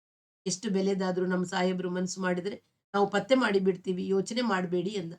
ಮನಸ್ಸು ಮಾಡೋ ಹಾಗೆ ಕಾಣಿಸ್ತಿಲ್ವಲ್ಲ. ಕಾನ್ಸ್ಟೇಬಲ್ ಅತ್ತಿತ್ತ ನೋಡಿ ಯಾರೂ ಇಲ್ಲವೆಂದು ಖಾತ್ರಿ ಮಾಡಿಕೊಂಡವನಂತೆ ಮಾಡಿ ತನ್ನ ಬಲಗೈನ 5 ಬೆರಳುಗಳನ್ನು ತೋರಿಸಿ ಮಡಿಸಿಟ್ಟು, 500 ಸಾಹೇಬರಿಗೆ ಕೊಟ್ಬಿಡಿ. ನಾವಿಬ್ರು ಪೀಸಿಗಳಿಗೆ ನಿಮಗೆ ದೇವರು ಬುದ್ಧಿ ಕೊಟ್ಟೋಟು, ಒಂದೊಂದು 100 ಸಾಕು ಕೊಡಿ. ಆ ಕಳ್ಳ ಪಾತಾಳ ಲೋಕದಲ್ಲಿ ಅಡಗಿ ಕುಂತಿದ್ರು ಸಾಮಾನು ಸಮೇತ ಹಿಡಿದು ಎಳ್ಕೊಂಡು ಬರ್ತೀವಿ ಎಂದು ಅವರ ಮುಖವನ್ನೇ ನಿರೀಕ್ಷಿಸುತ್ತಾ ನಿಂತ. ಅವರಿಂದ ಯಾವ ಪ್ರತಿಕ್ರಿಯೆ ಬಾರದಿದ್ದುದರಿಂದ, ದುಡ್ಡು ತಂದಿಲ್ವಾ, ತರದೆ ಹೋದ್ರೂ ಪರವಾಗಿಲ್ಲ, ಸಾಹೇಬ್ರ ಮನೆಗೆ ಹೋಗಿ ಹಿಂಗಾಗ್ಯದೆ, ದುಡ್ಡು ತಂದಿಲ್ಲ, ನಾವು ತಂದು ಕೊಡ್ತೀವಿ, ಇಷ್ಟು ಅಮೌಂಟ್ ಅಂತ ನಿಗದಿ ಮಾಡಿ ನಾಳೆ ಬೆಳಿಗ್ಗೆ ಅವರು ಮೋಟಾರ್ ಬೈಸಿಕಲ್ ಹಾಕೊಂಡು ಸ್ಪಾಟ್ ಇನ್ಸ್ಪೆಕ್ಷನ್ಗೆ ಬರ್ತಾರೆ. ನೀವು ಅಲ್ಲಿ ಕೊಟ್ಟರು ಆಯ್ತದೆ, ಏನ್ ಮಾಡ್ತೀರಾ? ಅವರಿಗೆ ಪೆಟ್ರೋಲ್ ಖರ್ಚು ಯಾರು ಕೊಡೋರು? ಸುಮ್ಮನೆ ಹಂಗೆ ಮಾಡಿ ಬಲ್ಲಿ, ನಾ ಮನೆ ತೋರಿಸ್ತೀನಿ. ಏನು ಹೇಳದಿದ್ದರೂ ತಾವಿಬ್ಬರು ಆ ಜಾಗದಿಂದ ಎದ್ದು ಹೊರಗೆ ಹೋಗಬೇಕೆಂದು ಇಬ್ಬರಿಗೂ ಅರ್ಥವಾಯಿತು. ಎದ್ದು ಬಂದರು. ಹಿಂಬಾಲಿಸಿದ ಪೇದೆಗೆ ಅಣ್ಣಯ್ಯ, ಹೊಸಿ ಯೋಚನೆ ಮಾಡ್ತೀವಿ ತಾಳಿ ಅಂದರು. ಯೋಚನೆ ಗೀಚನೆ ಅಂತ ಚೌಕಾಸಿ ಮಾಡಿದ್ರೆ ಕೆಲಸ ಆಗಕ್ಕಿಲ್ಲ, ತಿಳ್ಕೊಂಡ್ಬಿಡಿ. ಇನ್ 1/4 ಗಂಟೆ ಆದ್ರೂ ಸಾಹೇಬ್ರು ಸಿಕ್ಕಾಕಿಲ್ಲ. ಡ್ರಿಂಕ್ಸ್ ತಗೊಳಕ ಶುರು ಮಾಡಿದ್ರೆ ಯಾರ ಕೈಲೂ ಮಾತಾಡೋದಿಲ್ಲ. ಎಚ್ಚರಿಕೆ ಹೇಳಿದ ಪೇದೆ ಹಿಂದೆ ಉಳಿದ. ಸೈಕಲನ್ನು ನೂಕಿಕೊಂಡು ತುಸು ದೂರ ಸಂತೆ ಮಾಳದವರೆಗೆ ಬಂದ ಮೇಲೆ ಸಿತಾರ್ ಹೇಗೂ ಕಳೆದು ಹೋಗಿ. ಕಳುವಾಗಿರುವ ಇತರ ಪದಾರ್ಥಗಳ ಬೆಲೆಯೇ ಒಟ್ಟು 700 ಸಿಗುತ್ತೋ ಇಲ್ವೋ. ಆದ್ರೆ ಗುಂಡಾಗಿರಿ ಮಾಡಿದವ್ರನ್ನ ಹಿಡಿದು ಶಿಕ್ಷೆ ಮಾಡಿಸುವುದಕ್ಕೆ ಬೆಲೆ ಕಟ್ಟೋದು ಅಂದ್ರೆ ಎಂಬ ಹೊನ್ನತಿಯ ಮಾತನ್ನು ಅರ್ಧಕ್ಕೆ ತಡೆದು, ಹಂಗಂತ ಲಂಚ ಕೊಡೋದು ಅಂದ್ರೆ ನಮ್ಮನ್ನ ನಾವು ಭ್ರಷ್ಟರನ್ನಾಗಿ ಮಾಡ್ಕೊಂಡ ಹಾಗೆ. ಇದು ಪೊಲೀಸ್ನವ್ರ ಮೂಲಕ ಬಗೆಹರಿಯೋ ಸಮಸ್ಯೆಯಲ್ಲ. ಏನ್ ಮಾಡ್ಬೇಕು ಅನ್ನೋದನ್ನ ನಿಧಾನವಾಗಿ ಯೋಚನೆ ಮಾಡೋಣ. ಈಗ ವಿದ್ಯಾಶಾಲೆಗೆ ಹೋಗ್ಬೇಕು ಅಂದ್ರೆ 11 ಮೈಲಿ ಕತ್ಲೇಲಿ ಹಳ್ಳಿ ದಾರಿಲಿ ಸೈಕಲ್ ಹೊಡಿಯೋಕೆ ಅಭ್ಯಾಸ ಬೇಕು. ಅಥವಾ ಈ ಊರಿನಲ್ಲಿ ನನಗೊಬ್ಬ ಸ್ನೇಹಿತರಿದ್ದಾರೆ, ಬನ್ನಿ ಅವ್ರ ಮನೆಯಲ್ಲಿ ಉಳಿದಿದ್ದು ಬೆಳಿಗ್ಗೆ ಹೋಗೋಣ. ಬಿಳಿಕೆರೆಯ ಮುದ್ದಶೆಟ್ಟರು ಮಾಧ್ಯಮಿಕ ಶಾಲಾ ಉಪಾಧ್ಯಾಯರಾಗಿ ನಿವೃತ್ತಿ ಹೊಂದಿ ನಮ್ಮ ಊರಿನಲ್ಲಿ ಅಲ್ಪ ಸ್ವಲ್ಪ ಭೂಮಿ ನೋಡಿಕೊಂಡು ನೆಲೆಸಿದ್ದವರು. ಅಣ್ಣಯ್ಯನೆಂದರೆ ಅವರಿಗೆ ಮೊದಲಿನಿಂದ ಗೌರವ. ಅನಿರೀಕ್ಷಿತವಾಗಿ ಬಂದವರನ್ನು ಆದರದಿಂದ ಸ್ವಾಗತಿಸಿ ಕಬ್ಬಿಣದ ಮಡಿಸುವ ಕುರ್ಚಿಯನ್ನು ಬಿಡಿಸಿ ಹಾಕಿಕೊಟ್ಟರು. ಅಡಿಗೆ ಮನೆಗೆ ಹೋಗಿ ಬಿಸಿ ಅಡಿಗೆ ಮಾಡುವಂತೆ ಹೆಂಡತಿಗೆ ಹೇಳಿದರು. ಪರಶುರಾಮೇಗೌಡನ ಭಾಗವನ್ನು ಹೇಳದೆ ಕೇವಲ ಬೆಟ್ಟದ ಮೇಲಿನ ದೇವಸ್ಥಾನದಲ್ಲಿ ಆದ ಕಳ್ಳತನವನ್ನು ವಿವರಿಸಿ ಸ್ಟೇಷನ್ನಲ್ಲಿ ನಡೆದ ಮಾತುಕತೆಗಳನ್ನು ಕೇಳಿದಾಗ ಮುದ್ದೆ ಶೆಟ್ರು, ಈಗ 700 ಅಂತಾರೆ, ಆಮೇಲೆ ಇನ್ನೂಸು ತಗೊಂಬಲ್ಲಿ, ಇಲ್ಲ ಅದೇ ಇದ್ರೆ ಕೇಸು ಮುಂದಕ್ಕೆ ನಡೆಯೋಲ್ಲ ಅಂತಾರೆ. ಸಿಕ್ಕಿ ಹಾಕೊಂಡ್ಮೇಲೆ ಏನ್ ಮಾಡ್ತೀರಾ? ಕೊಡ್ಲೇಬೇಕು. ದೊಡ್ಡ ಕಟ್ಟು ನೋಟು. ಅಥವಾ ಅವರ ಜಾತಿಸ್ಥರು ಯಾರಾದ್ರೂ ಸರಿಯಾದೋರಿದಿದ್ರೆ ಅವರ ಶಿಫಾರಸು ಇದ್ರೆ ಮುತುವರ್ಜಿ ವಹಿಸ್ತಾರೆ. ಅಂದಂಗೆ ತಡೀರಿ ಎಂದು 1 ನಿಮಿಷ ಜ್ಞಾಪಿಸ್ಕೊಂಡು, ನೆಗ್ಗಲಹಳ್ಳಿ ಪಟೇಲ್ರು ಗೊತ್ತಾ ನಿಮ್ಗೆ? ಅವ್ರ ಜನ ಈ ಸಬ್ ಇನ್ಸ್ಪೆಕ್ಟ್ರು. ಅವ್ರು ಬಂದು ಬಿಗಿಯಾಗಿ ಕೂತು ಹೇಳಿದ್ರೆ ಕೆಲಸ ಮಾಡ್ತಾನೆ. ಆದ್ರೂ ದುಡ್ಡು ಕೊಡ್ಲೇಬೇಕು. ಅಂದ್ರೆ ಜಾತಿಸ್ಥರ ಶಿಫಾರಸಿದ್ರೆ 2ನೇ ಕಂತು ಕೇಳೋದಿಲ್ಲ. ಜಾತಿಸ್ಥರದೇ ಆದ್ರೆ 1 ಕಾಸು ಮುಟ್ಟದೆ ಹಂಗೆ ಮಾಡ್ತಾನೆ. ಮುತುವರ್ಜಿನೂ ವಹಿಸ್ತಾನೆ. ನಿಮ್ದು ಬೇರೆ ಜಾತಿ ಅಲ್ವಾ, ದುಡ್ಡು ಇಲ್ಲ ಅಂದ್ರೆ ಹೆಂಗಾಯ್ತದೆ? ಬಿಸಿ ಬಿಸಿ ಊಟ ಮಾಡಿ ಮಲಗಿ ಬೆಳಿಗ್ಗೆ ನಸುಕಿಗೆ ಎದ್ದು ಇಬ್ಬರು ಸೈಕಲ್ ಹತ್ತಿದರು. ಒಡೆಯರಯ್ಯ ಎಂದಿನಂತೆ ಬೆಳಿಗ್ಗೆ 11 ಗಂಟೆಯ ಹೊತ್ತಿಗೆ ಹಾಸ್ಟೆಲ್ನ ಅಡಿಗೆ ಮನೆಗೆ ಹೋದಾಗ ಅಡಿಗೆಯ ಗಿರಿಯಪ್ಪ ಹೊನ್ನತಿ ಮಾಸ್ಟರು ಇಲ್ಲಿಯೇ ಬಂದಿದ್ದಾರೆಂದು ಹೇಳಿ ಊಟದ ಡಬ್ಬಿ ಇಲ್ಲದೆಯೇ ಬೆಟ್ಟಕ್ಕೆ ಹೋದ. ಹೊನ್ನತಿ ಮಾಸ್ಟರು ಕೆಲವು ಸಲ ವಿದ್ಯಾಶಾಲೆಗೆ ಬರುವುದು ಸಾಧಾರಣ ಸಂಗತಿಯಾಗಿತ್ತು. ದಾರಿಯಲ್ಲಿ ಸಿಕ್ಕಿದ ತಂಗಡಿ ಹೂವು, ಬಿಲ್ವಪತ್ರೆ ಕಿತ್ತು ಬೆದರು ಬುಟ್ಟಿಗೆ ಹಾಕಿಕೊಂಡು ಬೆಟ್ಟ ಹತ್ತಿ ಹೋದಾಗ ಅವನಿಗೆ ಆಶ್ಚರ್ಯವಾಯಿತು. ಗುಡಿಯ ಬಾಗಿಲು ಹಾರೊಡೆದಿದೆ. ಬೀಗ ಹಾಗೆಯೇ ಇದೆ. ಆದರೆ ಚಿಲುಕದ ಕೊಂಡಿ ಎಬ್ಬಿ ಕಿತ್ತು ಹೋಗಿದೆ. ಬಹಳ ಹಳೆ ಕಾಲದ ಬೀಗ. ಒಡೆಯರೇನಿಗೆ ನೆನಪಿದೆ. 40 ವರ್ಷದ ಹಿಂದೆ ಬೋರೆ ಸಂತೆಯಲ್ಲಿ 12 ಆಣೆಗೆ ಕೊಟ್ಟು ತಂದು ತನ್ನ ತಂದೆ ತಂದದ್ದು. ಆಗಾಗ್ಗೆ ಅದರ ಒಳಗಿನ ಕೀಲು ತಿರುಗದೆ ಮುಷ್ಕರ ಹೂಡುತ್ತಿತ್ತು. ಆಗ ತಾನು ದೇವರ ಹಣತೆಗೆ ಹಾಕುವ ಹುಚ್ಚೆಳ್ಳೆ ಎಣ್ಣೆಯನ್ನು ಹನಿಕಿಸಿ ಅಳ್ಳಾಡಿಸಿದರೆ ಕೀಲು ಹಿಡಿತ ಬಿಟ್ಟುಕೊಳ್ಳುತ್ತಿತ್ತು. ಆದರೂ ತಾನು ಅದಕ್ಕೆ ಬೇರೆ ಬೀಗ ತಂದಿಲ್ಲ. ಈಗ ಹೊನ್ನತ್ತಿ ಮಾಸ್ಟರು ಬಂದ ಮೇಲಂತೂ ಅದನ್ನು ಹಾಕುವ ಪ್ರಮೇಯವೇ ಕಮ್ಮಿ. ಅದನ್ನು ಕೊಂಡಾಗ ಕೊಟ್ಟಿದ್ದ 2 ಕೈಗಳಲ್ಲಿ ಒಂದನ್ನು ಅಪ್ಪ ಅಟ್ಟದ ಮೇಲೆ ಡಬ್ಬದ ಟ್ರಂಕಿನಲ್ಲಿ ಇಟ್ಟು ಬೀಗ ಹಾಕುತ್ತಿದ್ದುದು ಅವನಿಗೆ ಗೊತ್ತಿತ್ತು. ಅಣ್ಣಯ್ಯನವರು ಹೇಳಿದಂತೆ ತಾನು ಅದನ್ನು ಹುಡುಕಿ ಹೊನ್ನತ್ತಿ ಮಾಸ್ಟರಿಗೆ ಕೊಟ್ಟಿದ್ದೇನೆ. ಅವರಿರಲಿ ಇಲ್ಲದಿರಲಿ ಗುಡಿಗೆ ಹೋಗುವಾಗ ಹೂವಿನ ಬುಟ್ಟಿಯೊಳಗೆ ಊದುಗಟ್ಟಿ ಬೆಂಕಿ ಪೊಟ್ಟಣಗಳ ಜೊತೆಗೆ ಬೀಗದ ಕೈಯನ್ನು ಇಟ್ಟುಕೊಳ್ಳದೆ ಎಂದು ಹೋಗುತ್ತಿರಲಿಲ್ಲ. ಈಗ ಬಾಗಿಲು ಹಾರು ಹೊಡೆದದ್ದು ನೋಡಿ ಆಶ್ಚರ್ಯವಾಯಿತು. ಒಳಗೆ ಹೋಗಿ ನೋಡಿದರೆ ಮಾಸ್ಟರರ ಒಂದು ಸಾಮಾನೂ ಇಲ್ಲ. ನೀರಿನ ಗಡಿಗೆ ಒಡೆದು ಚೂರಾಗಿದೆ. ಹಾಸುವ ಮಂದಲಿಗೆಯಾದಿಯಾಗಿ ಏನೂ ಇಲ್ಲ. ಅವರು 3 ತಿಂಗಳಿಗೊಂದು ಸಲ 1 ತಿಂಗಳ ಕಾಲ ಬೊಂಬಾಯಿಗೆ ಹೋಗುವುದು ಅವನಿಗೆ ಗೊತ್ತಿತ್ತು. ಆದರೆ ಹೋಗುವಾಗ ತಮ್ಮ ತಂತಿ ವಾದ್ಯ ಬಟ್ಟೆಗಳನ್ನು ಮಾತ್ರ ಒಯ್ಯುತ್ತಿದ್ದರು. ಇಲ್ಲಿ ಕಡಿಯಬಾರದೆಂದು ಕಂಬಳಿಯನ್ನು ವಿದ್ಯಾಶಾಲೆಯಲ್ಲಿ ಇಡುತ್ತಿದ್ದರು. ಅಲ್ಯೂಮಿನಿಯಂ ಪಾತ್ರೆ ಡಬ್ಬ ಗಡಿಗೆಗಳೆಲ್ಲ ಇರುತ್ತಿದ್ದವು. ಅಲ್ಲದೆ ಬೊಂಬಾಯಿಗೆ ಹೋಗುವ ಮೊದಲು ನನಗೆ ಹೇಳಿ ಹೋಗುತ್ತಿದ್ದರು. ಈಗ ನೋಡಿದರೆ ನೀರಿನ ಗಡಿಗೆಯು ಒಡೆದು ಅರ್ಥವಾಗಲಿಲ್ಲ. ಬೀಗ ಹಾಕುವ ಕೊಂಡಿಯನ್ನು ಎಬ್ಬಿ ಕಿತ್ತು ಹಾಕಿದ್ದಾರೆ. ದೇವರ ಪೂಜೆಯ ತಟ್ಟೆ ಗಂಟೆಗಳು ಒಳಗೆ ಇವೆ. ಯಾವ ಕಳ್ಳನಾದರೂ ದೇವರ ಪದಾರ್ಥ ಮುಟ್ಟುವುದಿಲ್ಲವೆಂಬ ಖಚಿತ ನಂಬಿಕೆ ಇದ್ದರೂ ಕೊಂಡಿಯನ್ನು ಕಿತ್ತ ಜಾಗಕ್ಕೆ ಹಾಗೆಯೇ ಸೆಕ್ಕಿಸಿ ನಾಳೆ ಬರುವಾಗ ತಾನೇ ಒಂದು ಮರದ ಬೆಣೆ ಕೈ ಚಾಚಿಗಳನ್ನು ತಂದು ಸರಿ ಮಾಡಬೇಕೆಂದು ನಿರ್ಧರಿಸಿ ಬೆಟ್ಟವನ್ನು ಇಳಿಯತೊಡಗಿದ. ಬೆಟ್ಟ ಇಳಿದು ಬಯಲು ಕಳೆದು ತಂಗಡಿ ಗಿಡಗಳ ಮಧ್ಯದ ಜಾಡಿನಲ್ಲಿ ಹೋಗುವಾಗ ಹ್ಯಾಂಗಾದ್ರೂ ಸರಿ ಬಲಕ್ಕೆ ತಿರುಗಿ ವಿದ್ಯಾಶಾಲೆಗೆ ಹೋಗಿ ವಿಚಾರಿಸ್ಕೊಂಡು ಹೋಗಬೇಕು ಅಂತ ತೀರ್ಮಾನಿಸಿ ಅತ್ತ ತಿರುಗಿದ. ಅಲ್ಲಿ ಹೋದಾಗ ತಿಳಿಯಿತು. ಶರಬಣ್ಣ ಮಾಸ್ಟ್ರು ಹೇಳಿದರು, ನಿನ್ನೆ ರಾತ್ರಿ ಹೊನ್ನತ್ತಿ ಮಾಸ್ಟ್ರು ಇಲ್ಲಿಗೆ ಬಂದಿದ್ದಾಗ ಅಲ್ಲಿ ಬೆಟ್ಟದ ಮೇಲೆ ಕಳುವಾಗಿದೆ. ಅವರ ಸಿತಾರನ್ನು ಬಂಡೆ ಕಲ್ಲಿಗೆ ಮೇಲೆ ಕುಕ್ಕಿ ಒಡೆದು ಎಸೆದು ಹೋಗಿದ್ದಾರೆ. ಅಣ್ಣಯ್ಯನವರು ಹೊನ್ನತ್ತಿ ಮಾಸ್ಟರ್ನು ಕರ್ಕೊಂಡು ಪೊಲೀಸ್ಗೆ ಕಂಪ್ಲೇಂಟ್ ಕೊಡಕ್ಕೆ ಬಿದರಳ್ಳಿಗೆ ಹೋಗಿದ್ದಾರೆ. ಒಡೆಯರೇನ ಮೈ ಬೆವರಿತು. ಜೋಗಯ್ಯನ ಗುಡಿಗೆ ಕಳ್ಳರು ನುಗ್ಗಿ ಬೀಗ ಮುರಿದು ಇಷ್ಟೊತ್ತಿಗೆ ಆ ಸುಳ್ಳೆ ಮಕ್ಕಳು ರಕ್ತ ಕಾರ್ಕೊಂಡು ತಮ್ಗೆ ತಾವೇ ಸತ್ತಿರ್ತಾರೆ. ಪೊಲೀಸ್ನವರು ಏನು ಹಿಡಿಯೋದು ಎಂಬ ಪರಿಹಾರವೂ ಕಂಡಿತು. ಸುತ್ತ 4 ಗಾವದ ಫಾಸಲೆ ಯಾವ ಊರಲ್ಲಾದ್ರೂ ಸರಿ, ಯಾವನಿಗಾದ್ರೂ ಇವತ್ತು ನಾಳೆ ಒಳಗೆ ಕತ್ಲ ಕಾರುವ ರೋಗ ಬಡಿದರೆ ಅವನೇ ಕಳ್ಳ, ಹುಡ್ಕೋದೆ ಬ್ಯಾಡ. ಹಂಗಂತ ಊರಲ್ಲೂ ಡಂಗುರ ಸಾರಿಸಿ ಕೈ ಬಿಟ್ರೆ ಸಾಕು. ಪೊಲೀಸ್ನವನ ತಾವಕ್ಕೆ ಯಾಕೆ ಹೋದ್ರು ಅಣ್ಣಯ್ಯನವರು? ಪೊಲೀಸ್ನವನ ತಾವಕ್ಕೆ ಹೋದ್ರೆ ದೇವರ ಮಹಿಮೆ ಕಮ್ಮಿ ಆಯ್ತದೆ ಕ್ಷಮಿಸಿ ಅಂತ ತಿಳಿಬ್ಯಾಡ್ವಾ ಅವರಿಗೆ? ಯಾರು ಹೇಳಲು ಇಲ್ವಾ ಹಂಗಂತ ಎಂದು ಶರಬಣ್ಣ ಮಾಸ್ಟರನ್ನೇ ಕೇಳಿದ. ಆದ್ರೆ ಅವರಿಗೆ ಪ್ರಶ್ನೆಯನ್ನು ಗಂಭೀರವಾಗಿ ಆಲಿಸಿದರೆ ಹೊರತು ಉತ್ತರ ಹೇಳಲಿಲ್ಲ. ಹೆಚ್ಚು ಮಾತನಾಡಿಸಲು ಅವನಿಗೆ ವ್ಯವಧಾನವಿರಲಿಲ್ಲ. ಹೊಟ್ಟೆ ಹಸಿಯುತ್ತಿತ್ತು. ಪ್ರತಿದಿನ ಬೆಟ್ಟ ಹತ್ತಿ ಪೂಜೆ ಮಾಡಿ ಬಂದು ಮನೆಯಲ್ಲಿ ಊಟ ಮಾಡುವುದು. ಪೂಜೆಗೆ ಮುನ್ನ 1 ಹನಿ ನೀರನ್ನು ಕುಡಿಯದೇ ಇರುವುದು ಒಡೆಯರೇನ ನಿಯಮವಾಗಿತ್ತು. ಅವನು ಮಾತ್ರವಲ್ಲ, ಅವನ ಅಪ್ಪನದು ಅದೇ ನೇಮ. ಪೂಜೆಗೆ ಮೊದಲು ಬಾಯಿಗೆ ನೀರು ಬಿಟ್ಟರೆ ಮನೆ ಉಳಿಯಾಕಿಲ್ಲ ಅಂತ ಅಪ್ಪ ಮಗನಿಗೆ ಕೈಮುಟ್ಟಿ ಉಪದೇಶ ಮಾಡಿದ್ದರು. ಅಂದು ಸಂಜೆ ಒಂದ್ಸಲ ವಿದ್ಯಾಶಾಲೆಗೆ ಬಂದು ವಿಚಾರಿಸಿದ. ಬಿದಿರಳ್ಳಿ ಪೊಲೀಸ್ ಸ್ಟೇಷನ್ಗೆ ಹೋದವರು ಬಂದಿರಲಿಲ್ಲ. ಅವನು ಮನೆಗೆ ಹಿಂದಿರುಗಿದ. ನಾಳೆ ಪೂಜೆಗೆ ಹೊರಟಾಗ ಎಂದಿನಂತೆ ಹೋಗಿ ಊಟದ ಡಬ್ಬಿಯನ್ನು ಒಯ್ಯುವುದೇ ಇಲ್ಲವೇ ಎಂದು ಆಲೋಚಿಸಿದವನು ಅಲ್ಲಿ ಮೇಲೆ ಏನೂ ಇಲ್ಲದಿರುವಾಗ ಬಾರಿಸುವ ಅದೆಂಥದ್ದು ಸಿತಾರು ಇಲ್ಲದಿರುವಾಗ ಮಾಸ್ಟ್ರು ಕೆಳಗೆ ಇರ್ತಾರೆ ಎಂದುಕೊಂಡು ನೇರವಾಗಿ ಬೆಟ್ಟಕ್ಕೆ ಹೋದ. ಹೂವಿನ ಬುಟ್ಟಿಯಲ್ಲಿ ಒಂದು ಮರದ ಬೆಣೆ, ಸಣ್ಣ ಕೈ ಬಾಚಿ, 2 ಕಬ್ಬಿಣದ ಮೊಳೆಗಳಿದ್ದವು. ಬೆಟ್ಟ ಹತ್ತಿದವನು ಮೊದಲು ಬೆಣೆ ಹೊಡೆದು ತಿಲಕದ ಕೊಂಡಿಯನ್ನು ಸರಿ ಮಾಡಿ ನಂತರ ಒಳಗೆ ಹೋಗಿ ತನ್ನ ಅಂಗಿ ಪಂಚಗಳನ್ನು ಬಿಚ್ಚಿಟ್ಟು ಶಿವರಾತ್ರಿಯ ಚೌಕ ಉಟ್ಟು ಕಡಿಗೆ ಹಿಡಿದು ಕೆಳಗಿನ ದೊಣೆಯ ಹತ್ತಿರಕ್ಕೆ ಹೋಗಿ ನೀರು ತುಂಬಿ ಹತ್ತಿರದ ತಂಗು ಬಡ್ಡೆಯ ಮೇಲೆ ನಿಂತು ತಲೆಗೆ ಮೇಲೆ ಸುರಿದುಕೊಂಡು ಇನ್ನೊಂದು ಗಡಿಗೆ ತುಂಬಿ ಹಿಡಿದು ಗುಡಿಗೆ ಹಿಂದಿರುಗಿದ. ಕಸಗುಡಿಸಿ ನೆಲಕ್ಕೆ ನೀರು ಚುಮುಕಿಸಿ ಲಿಂಗಕ್ಕೆ ಅರ್ಧ ಗಡಿಗೆ ನೀರನ್ನು ಅಭಿಷೇಕದಂತೆ ಸುರಿದು ವಿಭೂತಿಯನ್ನಿಟ್ಟು ತಂಗಡಿ ಹೂವು ಬಿಲ್ವ ಪತ್ರೆಗಳನ್ನು ಪೂಜೆ ಮಾಡಿ ಗಂಟೆ ಬಾರಿಸುತ್ತಾ ಗಂಧದ ಕಡ್ಡಿ ಹಚ್ಚಿ ಬೆಳಗುವ ಹೊತ್ತಿಗೆ ಮೈ ಒಣಗಿತ್ತು. ಹೊರಗೆ ಬಂದು ಪಂಚೆಯನ್ನುಟ್ಟು ಬನೀನು ತೊಟ್ಟು ಒದ್ದೆ ಶಿವರಾತ್ರಿಯ ಚೌಕವನ್ನು ತಲೆಯ ಮೇಲೆ ಹಾಕಿಕೊಂಡು ಕೈ ಬಾಚಿ ಇದ್ದ ಹೂವಿನ ಬುಟ್ಟಿಯನ್ನು ಕೈಲಿ ಹಿಡಿದು ಕಾಲಿಗೆ ಎಕ್ಕಡ ಮೆಟ್ಟಿಕೊಂಡು ಕೆಳಗಿಳಿಯತೊಡಗಿದ. ಬೀಸುಗಾಳಿಯ ಆಲದ ಮರದಡಿಯ ಬಂಡೆಯ ಮೇಲೆ ಇಳಿಯುತ್ತಿದ್ದಾಗ ಎದುರಿನಿಂದ ಒಬ್ಬ ಪೊಲೀಸ್ ಕಾನ್ಸ್ಟೇಬಲ್ ಹತ್ತಿ ಬರುತ್ತಿದ್ದ. ಇವನನ್ನು ಕಂಡು ಎದುಸಿರು ಬಿಡುತ್ತಾ ಅವನು ಕೇಳಿದ, ವಡೇರಯ್ಯ ಅಂದ್ರೆ ನೀವೇ ಏನ್ರಿ? ಎನ್ನುವಾಗ ಅವರು ಕೊಟ್ಟ ಪೊಲೀಸ್ ಕಂಪ್ಲೇಂಟ್ ವಿಚಾರಿಸಲು ಬಂದಿದ್ದಾರೆ ಎಂದು ಅರ್ಥ ಮಾಡಿಕೊಂಡ. ಸ್ವಲ್ಪ ಮೇಲಕ್ಕೆ ಬನ್ನಿ, ದೇವಸ್ಥಾನ ನೋಡಬೇಕು. ಅವನು ಹಿಂದಿರುಗಿ ಹತ್ತತೊಡಗಿದ. ಹಿಂಬಾಲಿಸಿ ಪೇದೆ ಗುಡಿಯ ಬಾಗಿಲಿಗೆ ಬಂದು ಬಾಗಿಲು ಚಿಲುಕುಗಳು ಸರಿಯಾಗಿರುವುದನ್ನು ನೋಡಿ ಕೊಂಡಿ ಮುರಿದು ಕಳುವಾಗೈತೆ ಅಂತ ಕಂಪ್ಲೇಂಟ್ ಕೊಟ್ಟವರಲ್ಲ, ಸರಿಯಾಗಿ ಐತೆ ಅಂದ. ಈಗ ನಾನು ಸರಿ ಮಾಡಿದೆ. ಎಲ್ಲಿ ನೋಡಿ ಹೊಸ ಬೆಣೆ, ಕೈಬಾಚಿ ನೋಡಿ ಅದಕ್ಕೆ ಅಂತ ತಂದೆ. ಆಯ್ತು, ಬಾಗಿಲು ತೆರೀರಿ. ಬಾಗಿಲು ತೆಗೆದ. ಒಳಗೆ ಇಟ್ಟಿದ್ದ ಆ ಯಪ್ಪ ಹೊನ್ನತ್ತಿಯ ಪದಾರ್ಥಗಳು ಯಾವುದೆಂದು ಪೇದೆ ಕೇಳಿದ. ಒಡೆಯರಯ್ಯ ವಿವರಗಳನ್ನೆಲ್ಲ ಹೇಳಿದ. ಪೇದೆ ಒಳಗೆ ಬಂದು ಬಗ್ಗಿ ನೋಡಿ, ಈ ತಟ್ಟೆ ಗಂಟೆ ಇಲ್ಲೇ ಇರ್ತಾವಾ? ಹ್ಮ್. ಇವ ಯಾಕೆ ಎತ್ಕೊಂಡು ಹೋಗಿಲ್ಲ? ದೇವ್ರ ಪದಾರ್ಥ ಮುಟ್ಟಿದ್ರೆ ಇಲ್ಲೇ ನತ್ಲ ಕಕ್ಕಂಡ್ ಬೀಳ್ತೀನಿ ಅಂತ ಕಳ್ಳಂಗ್ ಗೊತ್ತಿರೋಲ್ವಾ? ಆಯ್ತು ಆಯ್ತು ಎಂದು ಹೊರಗೆ ನಡೆದ ಪೇದೆ ದೇವಸ್ಥಾನದ ಸುತ್ತ ತಿರುಗಿ ನೋಡಿದ. ನೀರಿನ ದೊಣೆಯ ಹತ್ತಿರಕ್ಕೆ ಹೋಗಿ ನೋಡಿ ಬಂದ. ಅನಂತರ ನಡೀರಿ ಕೆಳಕ್ಕೆ ಎಂದ. ಇಬ್ಬರು ಬೆಟ್ಟದಿಂದ ಇಳಿದರು. ಬೆಟ್ಟದ ಪಾದ ಹತ್ತಿರದ ಕಲ್ಲು ಮಂಟಪದಲ್ಲಿ ಪೇದೆಯ ಸೈಕಲ್ ಇತ್ತು. ಅದರ ಬೀಗ ತೆಗೆಯುತ್ತಾ ಅವನು, ನೀವೀಗ ಬಿಳಿಕೆರೆಗೆ ನಡೀರಿ, ನನ್ನ ಜೊತೆ ಸ್ಟೇಷನ್ಗೆ ಅಂದ. ನಾನು ಯಾಕಪ್ಪ ಸ್ಟೇಷನ್ಗೆ? ನಂದೇನ್ ಕೆಲಸ ಅಲ್ಲಿ? ಆಗಲೇ ಪೂಜಾರಿಗೆ ಅಂಜಿಕೆ ಆಗ್ಬಿಟ್ಟಿತ್ತು. ಮುಜರಾಯಿ ಗುಡಿ ಅಲ್ವಾ? ಇಲ್ಲಿ ಕಳ್ತನವಾಗಿದೆ ಅಂದ್ರೆ ಕಂಪ್ಲೇಂಟ್ಗೆ ನಿಮ್ಮದು ಒಂದು ರುಜು ಬೇಡ್ವಾ? ರುಜುವ ಹೆಬ್ಬಟ್ಟೋ? ಇದು ಮಾಡ್ತೀನಿ, ಹೊರಗೆ ಓದಕ್ಕೂ ಬರ್ತದೆ, ಕೂಡ್ಸ್ಕೊಂಡು ನಡೀರಿ ಹಂಗಾರೆ. ನಂದು ಊಟವೂ ಆಗಿಲ್ಲ, ಬೆಳಗಿನಿಂದ ಉಪವಾಸ, ಪೂಜೆ ಆಗೋ ಗಂಟ ನೀರು ಬಿಡೋಂಗಿಲ್ಲ.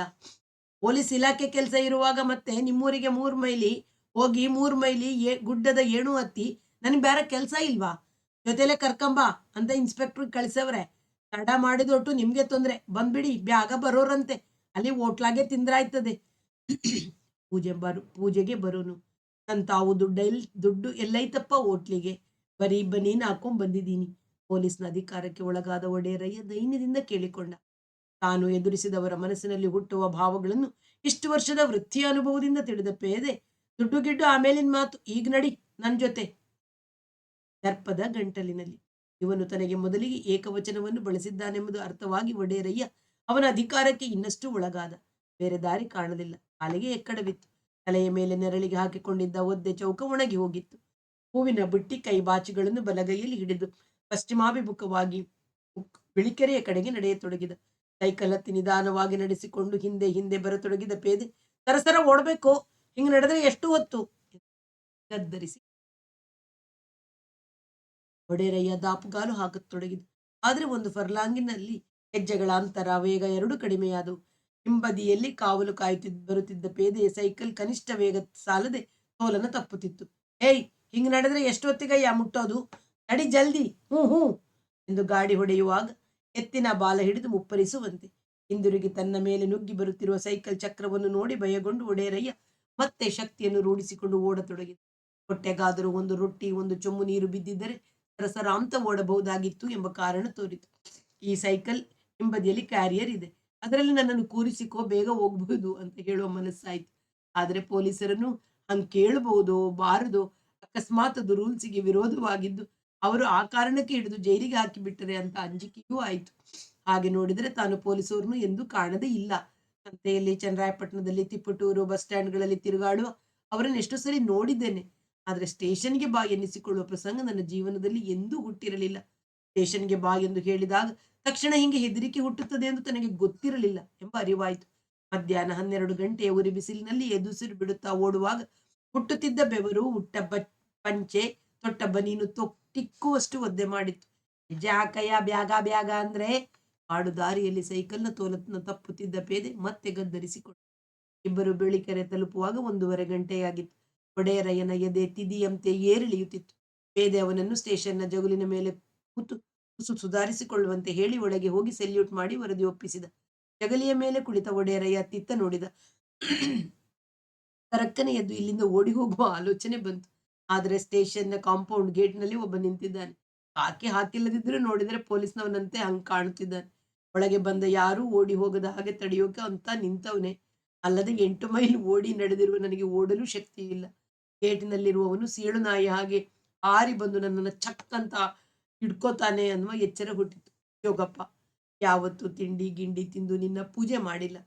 ತಣ್ಣೀರಾಗೆ ತಲೆ ಮೈ ಕೈ ಪೂರ ನೆನೆಯುವ ಹಂಗೆ ಮಾಡಿ ಮಡಿ ಮಾಡ್ಕೊಳ್ಳದೆ ನಿನ್ನ ಗರ್ಭಗುಡಿ ಹೊಕ್ಕಿಲ್ಲ. ನೀನೇ ಕಾಪಾಡಬೇಕು ಎಂದು ಮನಸ್ಸಿನೊಳಗೆ ಪ್ರಾರ್ಥಿಸಿಕೊಳ್ಳುತ್ತಾ ತಲೆಯ ಮೇಲಿನ ಚೌಕದಿಂದ ಮುಖ, ಕುತ್ತಿಗೆ, ಎದೆಗಳ ಬೆವರು ಒರೆಸಿಕೊಳ್ಳುತ್ತಿದ್ದ. ಅಷ್ಟರಲ್ಲಿ ತನ್ನನ್ನು ಕರೆದ ಪೇದೆ ಹೊರಗೆ ಬಂದ. ಇಲ್ಲೇ ಕುಂತಿರು ಎನ್ನುವಂತೆ ನಿಶಬ್ದವಾಗಿ ಸನ್ನೆ ಮಾಡಿ ಗೇಟಿನ ಹತ್ತಿರ ನಡೆದು ಹೊರಗೆ ನಿಲ್ಲಿಸಿದ್ದ ಸೈಕಲ್ ಹತ್ತಿ ಹೊರಟು ಹೋದ.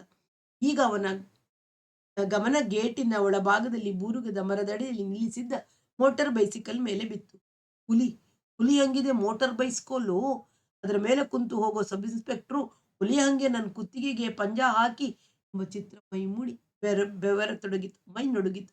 ಅಷ್ಟರಲ್ಲಿ ಒಳಗಿನಿಂದ ಬಂದ ಇನ್ನೊಂದು ಪೇದೆ ಅವನಿಗಿಂತ ಇವನೇ ಬಲೆ ರೋಪಾಗಿ ಕಾಣ್ತವನೆ. ದಡೂತಿ ಇವನ ಹತ್ತಿರ ಬಂದು ಒಳಗೆ ನಡಿ ಎಂದು ಕೈ ತೋರಿಸಿದ. ಹುಲಿಯ ಚಿತ್ರವನ್ನು ಮನಸ್ಸಿನಲ್ಲಿ ತುಂಬಿಕೊಂಡಿದ್ದ ಒಡೆಯರಯ್ಯನ ಕೈ ಕಾಲು ಅದುರತೊಡಗಿತು. ಏಯ್ ಏಯ್ ಏಳು, ನಡಿ ಒಳಿಕೆ, ಸಾಹೇಬ್ರು ಕರಿತವ್ರೆ ಎಂದು ಅವನು ಪಿಸು ಮಾತಿನಲ್ಲಿ ಎರಡನೇ ಸಲ ಹುಕುಂ ಮಾಡಿದ ತಕ್ಷಣ ಎದ್ದು ಎಕ್ಕಡವನ್ನು ಅಲ್ಲೇ ಬಿಟ್ಟು ಒಳಗೆ ಹೋದರೆ ಹಸಿ ಮುತ್ತಗದೆಲೆ ಬಣ್ಣದ ತುಪ್ಪಟ್ಟದ ಬಟ್ಟೆ ಹಾಸಿದ ಮೇಜಿನ ಆ ಕಡೆ ಕೂತ ಸಬ್ ಇನ್ಸ್ಪೆಕ್ಟ್ರು ದಪ್ಪ ಮೀಸೆ, ಭುಜದ ಮೇಲೆ ಬೆಳ್ಳಿ ಅಕ್ಷರಗಳ ಕಾಕಿ ಶರ್ಟು. ಇವನು ಹೋಗಿ ಗೋಡೆಯ ಹತ್ತಿರ ನಿಂತ. ಇವನನ್ನೇ ಹುಲಿಯಂತ ಗಾಜು ಗಣ್ಣುಗಳಿಂದ ದಿಟ್ಟಿಸಿ ಅವರು ಒಂದು ಗುಟ್ಟರಿಕೆ ಹಾಕಿದರು. ಏನ್ ಹೆಸರು? ಒಡೆಯರ ಕರಿಯಣ್ಣ. ತೊದಲಿದ. ಎಷ್ಟು ದಿನಗಳಿಂದ ಪೂಜೆ ಮಾಡ್ತಿದೀಯಾ? ಅಪ್ಪ ಅವರು ತೀರ್ಕೊಂಡ್ ಮ್ಯಾಲೆ. ಅವ್ರು ತೀರ್ಕೊಂಡು ಎಷ್ಟು ವರ್ಷವಾಯ್ತು? 25, 26. ಈಗ ನಿನಗೆಷ್ಟು ವಯಸ್ಸು? 45. ಆ ಹೊನ್ನತ್ತಿ ಅನ್ನೋನು ಗುಡಿಯಲ್ಲಿ ಎಷ್ಟು ವರ್ಷದಿಂದ ಇದ್ದಾನೆ? 3 ವರ್ಷ. ಅವಂತಾವ ತಿಂಗಳಿಗೆಷ್ಟು ಬಾಡಿಗೆ ತಿಂತಿದೀಯಾ?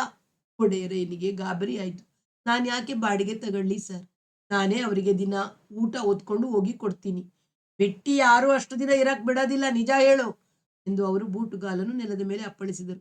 ಜೋಗಪ್ಪನ ಆಣೆಗೂ ಅವನು ಬೇಡಿಕೊಂಡ. ಆಯ್ತು, ಗುಡಿ ಮುಜರಾಯಿ ಇಲಾಖೆಗೆ ಸೇರಿದ್ದು ತಾನೇ, ನಿನಗೇನು ಇಮಾನತಿ ಇದೆ? 2 ಎಕರೆ ಹೊಲ, 1 ಎಕರೆ ಗದ್ದೆ, 50 ತೆಂಗಿನ ಗಿಡ. ಪೂಜೆ ಖರ್ಚಿಗೆ ಸರ್ಕಾರದಿಂದ ಎಷ್ಟು ಬರುತ್ತೆ? ತಿಂಗಳಾಗಿ 8 ಆಣೆ.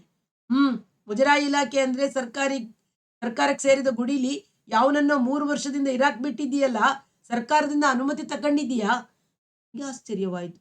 ಬೆಟ್ಟದ ಮೇಲಿನ ಗುಡಿಲಿ ಕುಂತು ಸಂಗೀತ ಬಾರಿಸ್ಕೊಳ್ಳಾಕೆ, ರಾತ್ರಿ ನಿದ್ದೆ ಮಾಡಾಕೆ ಸರ್ಕಾರನ ಏನ್ ಕೇಳ್ಬೇಕು ಅನ್ನಿಸಿತು. ನಂಗೆ ಗೊತ್ತಾಗಲಿಲ್ಲ ಸರ್. ಸರ್ಕಾರಕ್ಕೆ ಮೋಸ ಮಾಡಿರೋದಕ್ಕೆ ನಿಂಗೆ ಶಿಕ್ಷೆ ಆಗುತ್ತೆ ತಿಳ್ಕ. ಇನ್ನು ಗುಡಿ ಬಾಗಿಲು ಚಿಲ್ಕ ಮುರಿದು ತಾನೇ ಕಳ್ಳ ನುಗ್ಗಿದ್ದು, ಅದನ್ನ ನೀನ್ ಯಾಕೆ ಇವತ್ತು ಬೆಳಿಗ್ಗೆ ರಿಪೇರಿ ಮಾಡಿದೆ? ಮುರಿದಿತ್ತಲ್ಲ ಸಾರ್. ಅಂದ್ರೆ ಕಳ್ತನ ಮಾಡಿರೋನು ನೀನೇ ಮುರಿದೆ, ನೀನೇ ರಿಪೇರಿ ಮಾಡಿದೆ. ಜೋಗಪ್ಪನ ಆಣೆಗೂ ಸರ್, ನಾನು ಯಾವತ್ತು ಇನ್ನೊಬ್ಬನ ತೋಟದಾಗೆ ಬಿದ್ದ ಒಂದು ಕುರುಂಬಾಳೆ ಹೆಡೆನು ಮೊಟ್ಟೆನೋ ಮುಟ್ಟಿದೋನಲ್ಲ. ಇಲ್ಲಿ ನೋಡು ಎಂದು ಮೇಜಿನ ಮೇಲಿದ್ದ ತಮ್ಮ ಒಂದು ಕಾಗದವನ್ನು ಹೊರತೆಗೆದು 10 ಅಡಿ ದೂರದಲ್ಲಿ ಬಿಡಿಸಿ ಹಿಡಿದುಕೊಂಡು, ಒಡೆಯರಯ್ಯನ ಬಿಟ್ರೆ ಬೇರೆ ಯಾರು ತಾವಲು ಬೀಗದ ಕೈ ಇಲ್ಲ. ಅವನೇ ರಾತ್ರಿ ನಾನಿಲ್ಲದಾಗ ಬಂದು ಕದ್ಕೊಂಡು ಹೋಗಿದ್ದಾನೆ ಅಂತ ಕಂಪ್ಲೇಂಟ್ ನಲ್ಲಿ ಬರೆದು ಕೊಟ್ಟಿದ್ದಾರೆ. ಓದಕ್ ಬರ್ತದ? ಬಾ ಇಲ್ಲಿ ನೋಡು. ಪುಸ್ತಕದ ಅಚ್ಚು ಅಕ್ಷರ ಕೂಡಿಸ್ಕೊಂಡು ಓದ್ತೀನಿ ಸರ್. ಕೈ ಅಕ್ಷರ ಆಗೋದಿಲ್ಲ. ನಾನು ಓದಿ ಹೇಳ್ತೀನಿ ಕೇಳು. ಅಣ್ಣೇಗೌಡ ಅನ್ನೋನು ನಿಮ್ಮೂರವರು ಬರೆದು ಕೊಟ್ಟ ಕಂಪ್ಲೇಂಟ್ ಹೊನ್ನತ್ತಿ ರುಜು ಮಾಡಿದ್ದಾರೆ. ನೀನೇ ಕಳ್ಳ, ನಿಜ ಹೇಳು ಎಂದಾಗ ಅವನ ತುಟಿ ನಾಲಿಗೆಗಳು ತೊದಲತೊಡಗಿದುದು ಮಾತ್ರವಲ್ಲ, ಅಣ್ಣಯ್ಯಾರೇ ನನ್ನ ಮೇಲೆ, ಶಿವನೇ, ಜೋಗಪ್ಪ ಎಂದುಕೊಳ್ಳುತ್ತಿರುವಾಗ ಕಣ್ಣು ಕತ್ತಲೆ ಬೆಂದು ಗೋಡೆಗೊರಗಿ ನೆಲದ ಮೇಲೆ ಕುಸಿದು ಕುಳಿತ. 1 ನಿಮಿಷವಾದ ಮೇಲೆ ಪ್ರಜ್ಞೆ ಬಂತು. ಅವರು ಹೂ ಎಂದು ಗುಟ್ಟರಿಸಿದರು. ಎದ್ದು ನಿಂತ. ಒಪ್ಕಾತಿಯಾ ಇಲ್ವೋ? ಇನ್ನೊಮ್ಮೆ ಗುಟ್ಟರಿಸಿದರು. ಅವನ ತಲೆಯೊಳಗೆ ನೀರು ತುಂಬಿಕೊಂಡಂತಾಯ್ತು. ಮಾತು ಹೊಳೆಯಲಿಲ್ಲ. ಇನ್ಸ್ಪೆಕ್ಟರ್ ತಮ್ಮ ಮೇಜಿನ ಮೇಲಿದ್ದ ಗಂಟೆ ಬಡಿದರು. ಇವನನ್ನು ಒಳಗೆ ಕಳಿಸಿದ ದಡೂತಿ ಪೇದೆ ಒಳಗೆ ಬಂದ. ಇವನು ನಿಜ ಹೇಳ್ತಾನೋ ಹಂಗ ವಿಚಾರಿಸು ಎಂದು ಹುಕುಂ ಮಾಡಿದರು.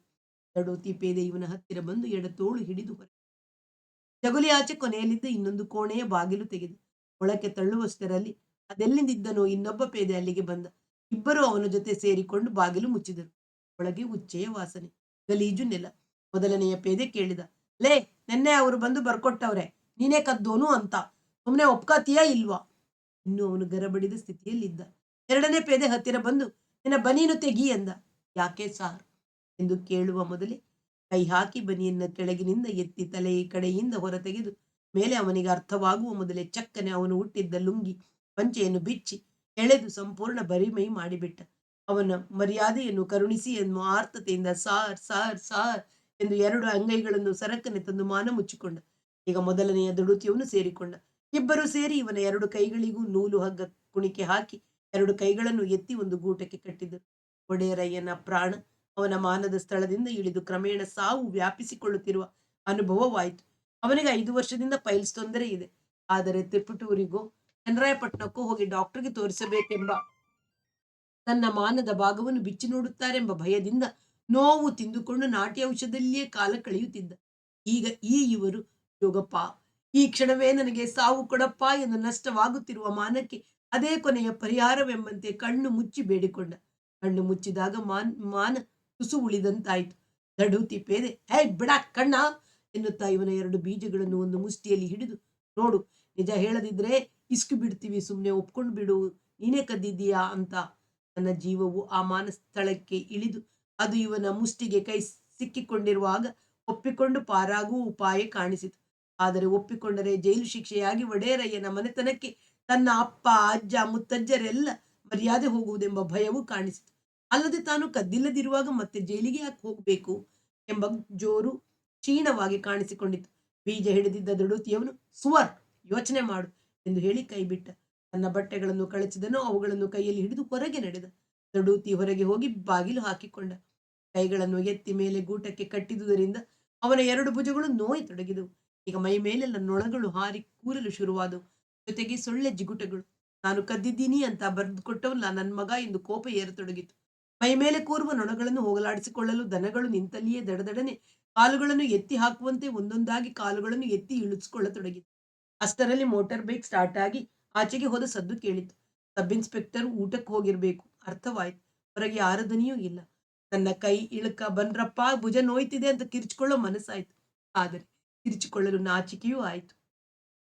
ಮತ್ತೆ ಯಾರಾದರೂ ಬಂದ್ರೆ ಪುಂಡ ಮೈ ಕಾಣ್ತದೆ, ಮರುವಾದಿ ಬ್ಯಾರೆಯವರ ಕಣ್ಣಿಗೆ ಬಿದ್ಮ್ಯಾಲೆ ಯಾಕೆ ಬದುಕಿರ್ಬೇಕು ಎನ್ನುವ ಅಂಜಿಕೆ ಬೇರೆ.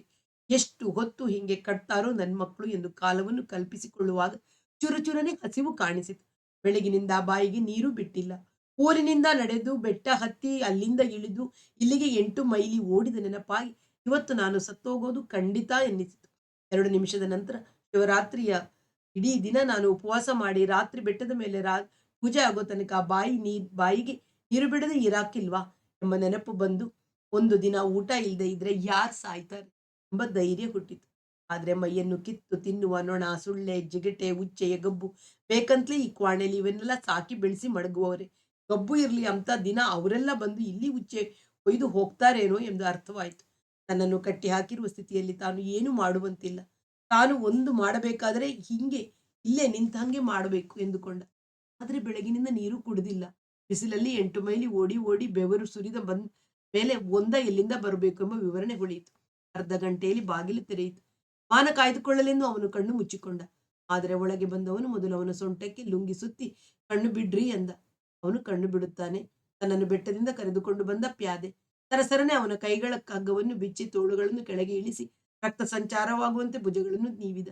ಅನಂತರ ಬನೀನು ಕೊಟ್ಟು ಹಾಕೊಳ್ಳುವಂತೆ ಹೇಳಿ ಬನ್ನಿ ಇಲ್ಲಿ ಎಂದು ಬಹುವಚನ ಕೊಟ್ಟು ಮಾತನಾಡಿಸಿ ಆ ಉಚ್ಚೆಯ ಕೋಣೆಯಿಂದ ಇನ್ನೊಂದು ಸಣ್ಣ ಕೋಣೆಗೆ ಕರೆದೊಯ್ದ. ಬೆಂಚಿನ ಮೇಲೆ ಕೂರಿಸಿ ಮೊದಲು ನೀರು ಕುಡೀರಿ ಎಂದು ಒಂದು ತಂಬಿಗೆಯನ್ನು ಮುಂದೆ ಹಿಡಿದ. ಒಡೆಯರಯ್ಯನಿಗೆ ಜೀವ ಬಂದಂತಾಯ್ತು. ತಕ್ಷಣ ಜ್ಞಾಪಿಸ್ಕೊಂಡು ನೀವು ಯಾವ ಜಾತಿ ಎಂದ. ಯಾಕೆ ನೀರು ಕುಡಿಯಾಕ? ನೀವ್ ಯಾವ ಜಾತಿ? ಹಾಲು ಮತ. ಆದ್ರೆ ಪೂಜೆ ಮಾಡೋರು, ಮಾಂಸ ಮಡ್ಡಿ ಮುಟ್ಟೋದಿಲ್ಲ. ಕೆಳ ಜಾತಿಯವರು ಮುಟ್ಟಿದ ನೀರು ಕುಡಿಯಂಗಿಲ್ಲ. ನಾವು ಮೇಲ್ಜಾತಿಯವರೇ, ಮಾಂಸ ಮಡ್ಡಿ ಮುಟ್ಟಂಗಿಲ್ಲ. ಕುಡೀರಿ ಮೊದ್ಲು. ಸೊಂಬನ್ನೆತ್ತಿ ಘಟಘಟನೆ ಕುಡಿದ ನಂತರ ಇದು ತಿನ್ನಿ. ಲಿಂಗಾಯತರ ಓಟ್ನಲ್ಲಿ ಕಟ್ಸ್ಕೊಂಡು ಬಂದವನೇ ಇಡ್ಲಿ ಚಟ್ನಿ. ಒಂದು ಒಣಗಿದ ಮುತ್ತುಗದ ಎಲೆಯ ಒಂದು ಪೊಟ್ಟಣವನ್ನು ಮುಂದೆ ಇಟ್ಟ. ಗಬಗಬನೆ ತಿನ್ನುವಾಗ ಇವನು ಪೊಲೀಸ್ನಾದರೂ ಪುಣ್ಯಾತ್ಮ ಎನಿಸಿತು. 4 ಇಡ್ಲಿಗಳಿದ್ದು. ಹೊಟ್ಟೆ ತುಂಬದಿದ್ದರೂ ಹಾರುವ ಜೀವವನ್ನು ಕಟ್ಟಿ ನಿಲ್ಲಿಸಲು ಸಾಕಾಯಿತು. ಇಂದು ಮುಗಿಸಿದ ಮೇಲೆ ಕೈ ತೊಳ್ಕೊಳ್ಳಿ ಹೇಳ್ತೀನಿ ಎಂದು ಅವನು ಅಲ್ಲೇ ಒಂದು ಮೂಲೆಯಲ್ಲಿ ಕೈಗೆ ಅರ್ಧ ಶಾರೆ ನೀರು ಹಾಕಿ ತೊಳೆದು ತನ್ನ ಚೌಕದಲ್ಲಿ ಕೈ ಒರೆಸಿ ಚೊಮ್ಮಿನಲ್ಲಿ ಉಳಿದಿದ್ದ ನೀರನ್ನು ಕುಡಿದು ಮುಗಿಸಿದ ನಂತರ, ಪೊಲೀಸ್ ಕೆಲಸವೇ ಪಾಪದ್ದು. ಅದರಲ್ಲೂ ಆ ಇಬ್ರಿದ್ದಾರೆ ನೋಡಿ, ನಿಮ್ಗೆ ಹಿಂಗೆ ಬರೀ ಮೈ ಮಾಡಿದವರು. ಮುಂದಿನ ಜನ್ಮ ಏನಾಗ್ತದೆ ಅಂತೀರಾ? ಈ ಜನ್ಮದಾಗಿ ಅವರ ಕಣ್ಣೆದುರಿಗೆ ಅವರ ಹೆಂಡತಿ ಮಕ್ಕಳಿಗೆ ಏನಾಯ್ತದೆ ನಾನೇ ನೋಡ್ತೀನಿ. ಆಯಸ್ಸಿದ್ರೆ ನೀವು ಯಾರು ಎಂತು ಅನ್ನೋದು ತಿಳ್ಕೊಳ್ಳದೆ ನಿಮ್ಮಂತವರಿಗೆ ಹಿಂಗ್ ಮಾಡಬಾರ್ದಾಗಿತ್ತು ಎಂದ. ಸಾಂತ್ವನೆಯಿಂದ ಇವನಿಗೆ ಅಳು ಬಂದು ಬಿಟ್ಟಿತ್ತು. ಅವನ ಕೈ ಹಿಡಿದು ಬಿಕ್ಕಿ ಬಿಕ್ಕಿ ಅತ್ತ. ಬಿಡಿ, ಯಾಕೆ ಕಳ್ತೀರಿ? ಈಗ ನಿಜ ಹೇಳ್ಬಿಡಿ. ಎಂತೋನಿಗೂ ಒಂದೊಂದ್ಸಲ ಇನ್ನೊಬ್ಬರ ಸಾಮಾನು ತಗೊಳ್ಳೋ ಬುದ್ಧಿ ಹುಡ್ತದೆ. ಮಕ್ಕಳು ಸೀಬೆಕಾಯಿ ಹುಳಿ ಮಾವಿನಕಾಯಿ ಕದಿಯಂಗಿಲ್ವಾ? ಹಂಗೆ ನಿಜ ಹೇಳಿ. ಜೋಗಪ್ಪನಾಣೆಗೂ ನಾನು ಕದ್ದಿಲ್ಲ. ನೋಡಿದ್ರ, ನಿಮ್ ಮ್ಯಾಲೆ ಅನುಮಾನವಾಯ್ತು ಅಂತ ನಿನ್ನೆ ಬಂದಿದ್ದವರು ಅವರಿಬ್ಬರು ಬರ್ಕೊಡದೆ ಇದ್ರೆ ನಾವು ನಿಮ್ಮನ್ನ ಯಾಕೆ ಹಿಡ್ಕೊಂಡು ಬಂದು ಹೀಗೆ ಮಾಡ್ತಿದ್ದೆವು? ನಮ್ಗೇನು ಗ್ರಾಚಾರವಾ ಪಾಪ ಗಂಟು ಹಾಕೊಳ್ಳಕ್ಕೆ? ಈಗ ಒಂದು ಕೆಲಸ ಮಾಡಿ, ನಾನು ಸಾಬ್ರಿಗೆ ಹೇಳ್ತೀನಿ. ಆದ್ರೆ ಕೇಸು ರೆಕಾರ್ಡ್ ಆಗಿರುವಾಗ ಸಾಬ್ರು ಏನು ಮಾಡೋಕ್ಕಾಗಲ್ಲ. ಮೇಲ್ನೋರ್ ತನಕ ಹೋಗ್ಬೇಕು. ಮೇಲ್ನೋರ್ ರೇಟು ನಮ್ಗೆ ಗೊತ್ತದೆ. ನೀವು 700 ರೂಪಾಯಿ ನನಗೆ ಕೊಟ್ಬಿಡಿ. ನಿಮ್ಮನ್ನ ಬಿಡಿಸಿ ಊರಿಗೆ ಕಳಿಸೋ ಹಂಗ್ ಮಾಡೋ ಜವಾಬ್ದಾರಿ ನಂದು. ಅವನ ಕಿವಿ ನೆಟ್ಟಗಾಯ್ತು. ನನ್ನನ್ನು ಬಿಡಿಸಿ ಊರಿಗೆ ಕಳಿಸಿ ನಾನೆಲ್ಲಪ್ಪ ತರ್ಲಿ? ಬರೀ ಕೈಲಿ ಬಂದಿದ್ದೀನಿ. ರೆಕಾರ್ಡಿನ ಮೇಲೆ ಶರ ಬರೆದು ಮೇಲಕ್ಕೆ ಕಳಿಸುವಾಗ ನೋಟು ಮಡಗದೆ ಇದ್ರೆ ಒಪ್ಕಾತಾರಾ? ನೀವೇ ಹೇಳಿ. ನಾನು ಊರಿಗೆ ಹೋಗಿ ಜತೆ ಮಾತಾಡಿ ಕೊಡ್ತೀನಿ. 700 ಎಲ್ಲಿಂದ ತರ್ಲಿ? ಗುಡಿ ಪೂಜಾರಿ. ನಮ್ ಗುಡಿಗೆ ಭಕ್ತರು ಶಾನೆ ಬರೋಲ್ಲ. ಜಮೀನು ಜಾಸ್ತಿ ಇಲ್ಲ. ಪೂಜಾರಿ ಅಂತ ಕುಲಕಸುಬು ಕುರಿ ಮುಂದೇನು ನಮ್ ಮಡಗಿಲ್ಲ. ಕಡಿಮೆ ಮಾಡ್ಕೊಳಪ್ಪ ನಂಗಲಾಚಿದ. ಕಮ್ಮಿ ಮಾಡ್ಕೊಳ್ಳಕ್ಕೆ ನಮ್ ಕೈಲೈತಾ? ಇಷ್ಟಕ್ಕೆಷ್ಟು ಅಂತ ರೇಟ್ ಮೇಲಿಂದಲೇ ನಿಗದಿ ಆಗಿದೆ. ಸರ್ಕಾರದ ಹಣ ನೋಡಿ. ಒಂದು ನಿಮಿಷ ಯೋಚನೆ ಮಾಡಿ. ಬೇರೆ ದಾರಿ ಇಲ್ಲ. ಮನೆಯಲ್ಲಿ ಗಬ್ಬವಾದ ಹಸುವಿದೆ. ಕರು ಹಾಕಿದ ತಕ್ಷಣ ಆ ಕರುನು ಸಂತೆಗೆ ಹೊಡೆದ್ರೆ 500 ಬರುತ್ತೆ. ಉಳಿದ 200 ಹೆಂಗಾದ್ರೂ ಒದಗಿಸೋದು. ಹುಡುಗಿ ಎಡೆಯಾದ್ರೆ ಸಾಕು ಅನಿಸಿತು. ಅಲ್ಲದೆ ಈ ಪುಣ್ಯಾತ್ಮ ದೇವರು ಬಂದ ಹಾಗೆ ಬಂದವನೇ. ಇವನ ಕೈಲಿ ಬಿಡಿಸ್ಕೊಳ್ಳದೆ ಬಿಟ್ಟು ಆ ಇಬ್ಬರು ರಾಕ್ಷಸ ಸುಳೆ ಮಕ್ಕಳ ಕೈಯಲ್ಲಿ ಸಿಕ್ಕಾಕೊಂಡ್ರೆ ಸಾಯಿಸಿದ್ರು ಸಾಯಿಸಿಯಾರು ಎಂಬ ಎಚ್ಚರ ಬೇರೆ ಮೂಡಿತು. ಆಯ್ತಪ್ಪ, ನೀನು ಹೇಳಿದ್ದಕ್ಕೆ ಒಪ್ಕೋತೀನಿ. ನೀವೇ ನೋಡಿದ್ರಲ್ಲ, ಪೂಜೆಗೆ ಅಂತ ಬಂದವನು, ಅಂಗೀನೂ ಹಾಕೊಂಡಿಲ್ಲ. ಜೇಬಲ್ಲಿ ಚಿಲ್ಲರೆ ಕಾಸು ಇದ್ದಾತು ಅನ್ನಕ್ಕೆ. ಊರಿಗೆ ಹೋಗಿ ಹೊಂದಿಸಿ ತಂದು ಮುಟ್ಟಿಸ್ತೀನಿ. ನಂದು ಆಡಿದ್ದೊಂದೇ ನಾಲಿಗೆ. ಗೋವು ಏನ್ ಮಾಡ್ತು? ಮನೆಗೆ ಹೋಗಿ ಕರಿಗೆ ಹಾಲು ಕುಡಿಸಿ ಮತ್ತೆ ಬಂದು ನಿಂಗೆ ಮಾಂಸವಾಗ್ತೀನಿ ಅಂತ ಹೆಂಗ್ ಹೇಳ್ತು? ಹಂಗೆ ಹೋಗಿ ಅಲ್ಲಿ ಉಳ್ಕಬಹುದಾಗಿತ್ತಲ್ಲ, ಉಳ್ಕೊಳ್ಳಿಲ್ಲ. ಒಂದು ವಚನ ಕಾಪಾಡ್ತು. ನನ್ನ ಮಾತು ಅಷ್ಟೇ, ನೀವು ನಂಬಿ ಎಂದವನ ಕೈ ಹಿಡಿದುಕೊಂಡ. ಬೇದೆ ಮಾತನಾಡಲಿಲ್ಲ. ಒಂದು ನಿಮಿಷ ಯೋಚಿಸಿ, ನಿಮ್ಗಿಲ್ಲಿ ಯಾರು ನೆಂಟ್ರಿಲ್ವಾ ಈ ಊರಾದಾಗ ಹತ್ತಿರದಾಗೆ? ಒಡೆಯರಯ್ಯ ಜ್ಞಾಪಿಸ್ಕೊಂಡು, ಚೌಡೇನಹಳ್ಳಿಲಿ ನನ್ನ ಸಡ್ಡುಕ ಅವರೇ, ನನ್ನ ಹೆಂಡತಿ ಅಕ್ಕನ ಗಂಡ. ನಾನ್ ಬೇಕಾದ್ರೆ ಅವ್ರಿಗೆ ಹೇಳಿ ಕಳಿಸ್ತೀನಿ, ಇಲ್ಲ ನಾನೇ ಹೋಗಿ ಕರ್ಕೊಂಬರ್ತೀನಿ. ಇಂಥ ಸಮಯ ಅಂದ್ರೆ 700 ಸಾಲ ಕೊಡಾಕಿಲ್ಲ ಅಂತಾರ. ಯಾಕಂತೀನಿ ಅಂದ್ರೆ ಪೂರ್ತಿ ದುಡ್ಡು ಕೊಡೋ ಗಂಟ ಸ್ಟೇಷನ್ ಇಂದ ಬಿಡಾದಿಲ್ಲ, ಸರ್ಕಾರದವ್ರಲ್ವಾ? ಒಡೆಯರಯ್ಯ ಯೋಚನೆ ಮಾಡಿದ. ತಾನು ಈ ಸಡ್ಡುಕರ ಮನೆಗೆ ಹೆಚ್ಚಾಗಿ ಹೋಗಿ ಬಂದು ಮಾಡಿಲ್ಲ. ಜಗಳ ಪಗಳ ಇಲ್ಲ. ಆದ್ರೂ ಅವ್ರದ್ದೆಲ್ಲ ಚನ್ನರಾಯಪಟ್ಟಣದ ಕಡೆ ವ್ಯವಹಾರ. ನಮ್ದು ತಿಪ್ಟೂರ್ ಕಡೆ. ಸತ್ತರೆ ಮದುವೆಗೆ ಇಷ್ಟೇ ಹೋಗಿ ಬರೋದು. ಅಂತ ಕಡೆ ಯಾಕೋ ಮುಜುಗರವಾಯ್ತು. ಆದ್ರೆ ಇಲ್ಲಿಂದ ಬಿಡುಗಡೆಯಾಗಿ ಬೇಗ ಹೋಗಬೇಕೆಂಬ ಧಾವಂತ ಹುಟ್ಟಿತು. ನೀವು ಹೋಗಿ ಕರ್ಕಂಬಲ್ಲಿ. ನಂಟ್ರ ತಾವ ನನ್ನ ಮರ್ಯಾದೆ ಹೋಗಬ್ಯಾಡ್ದು.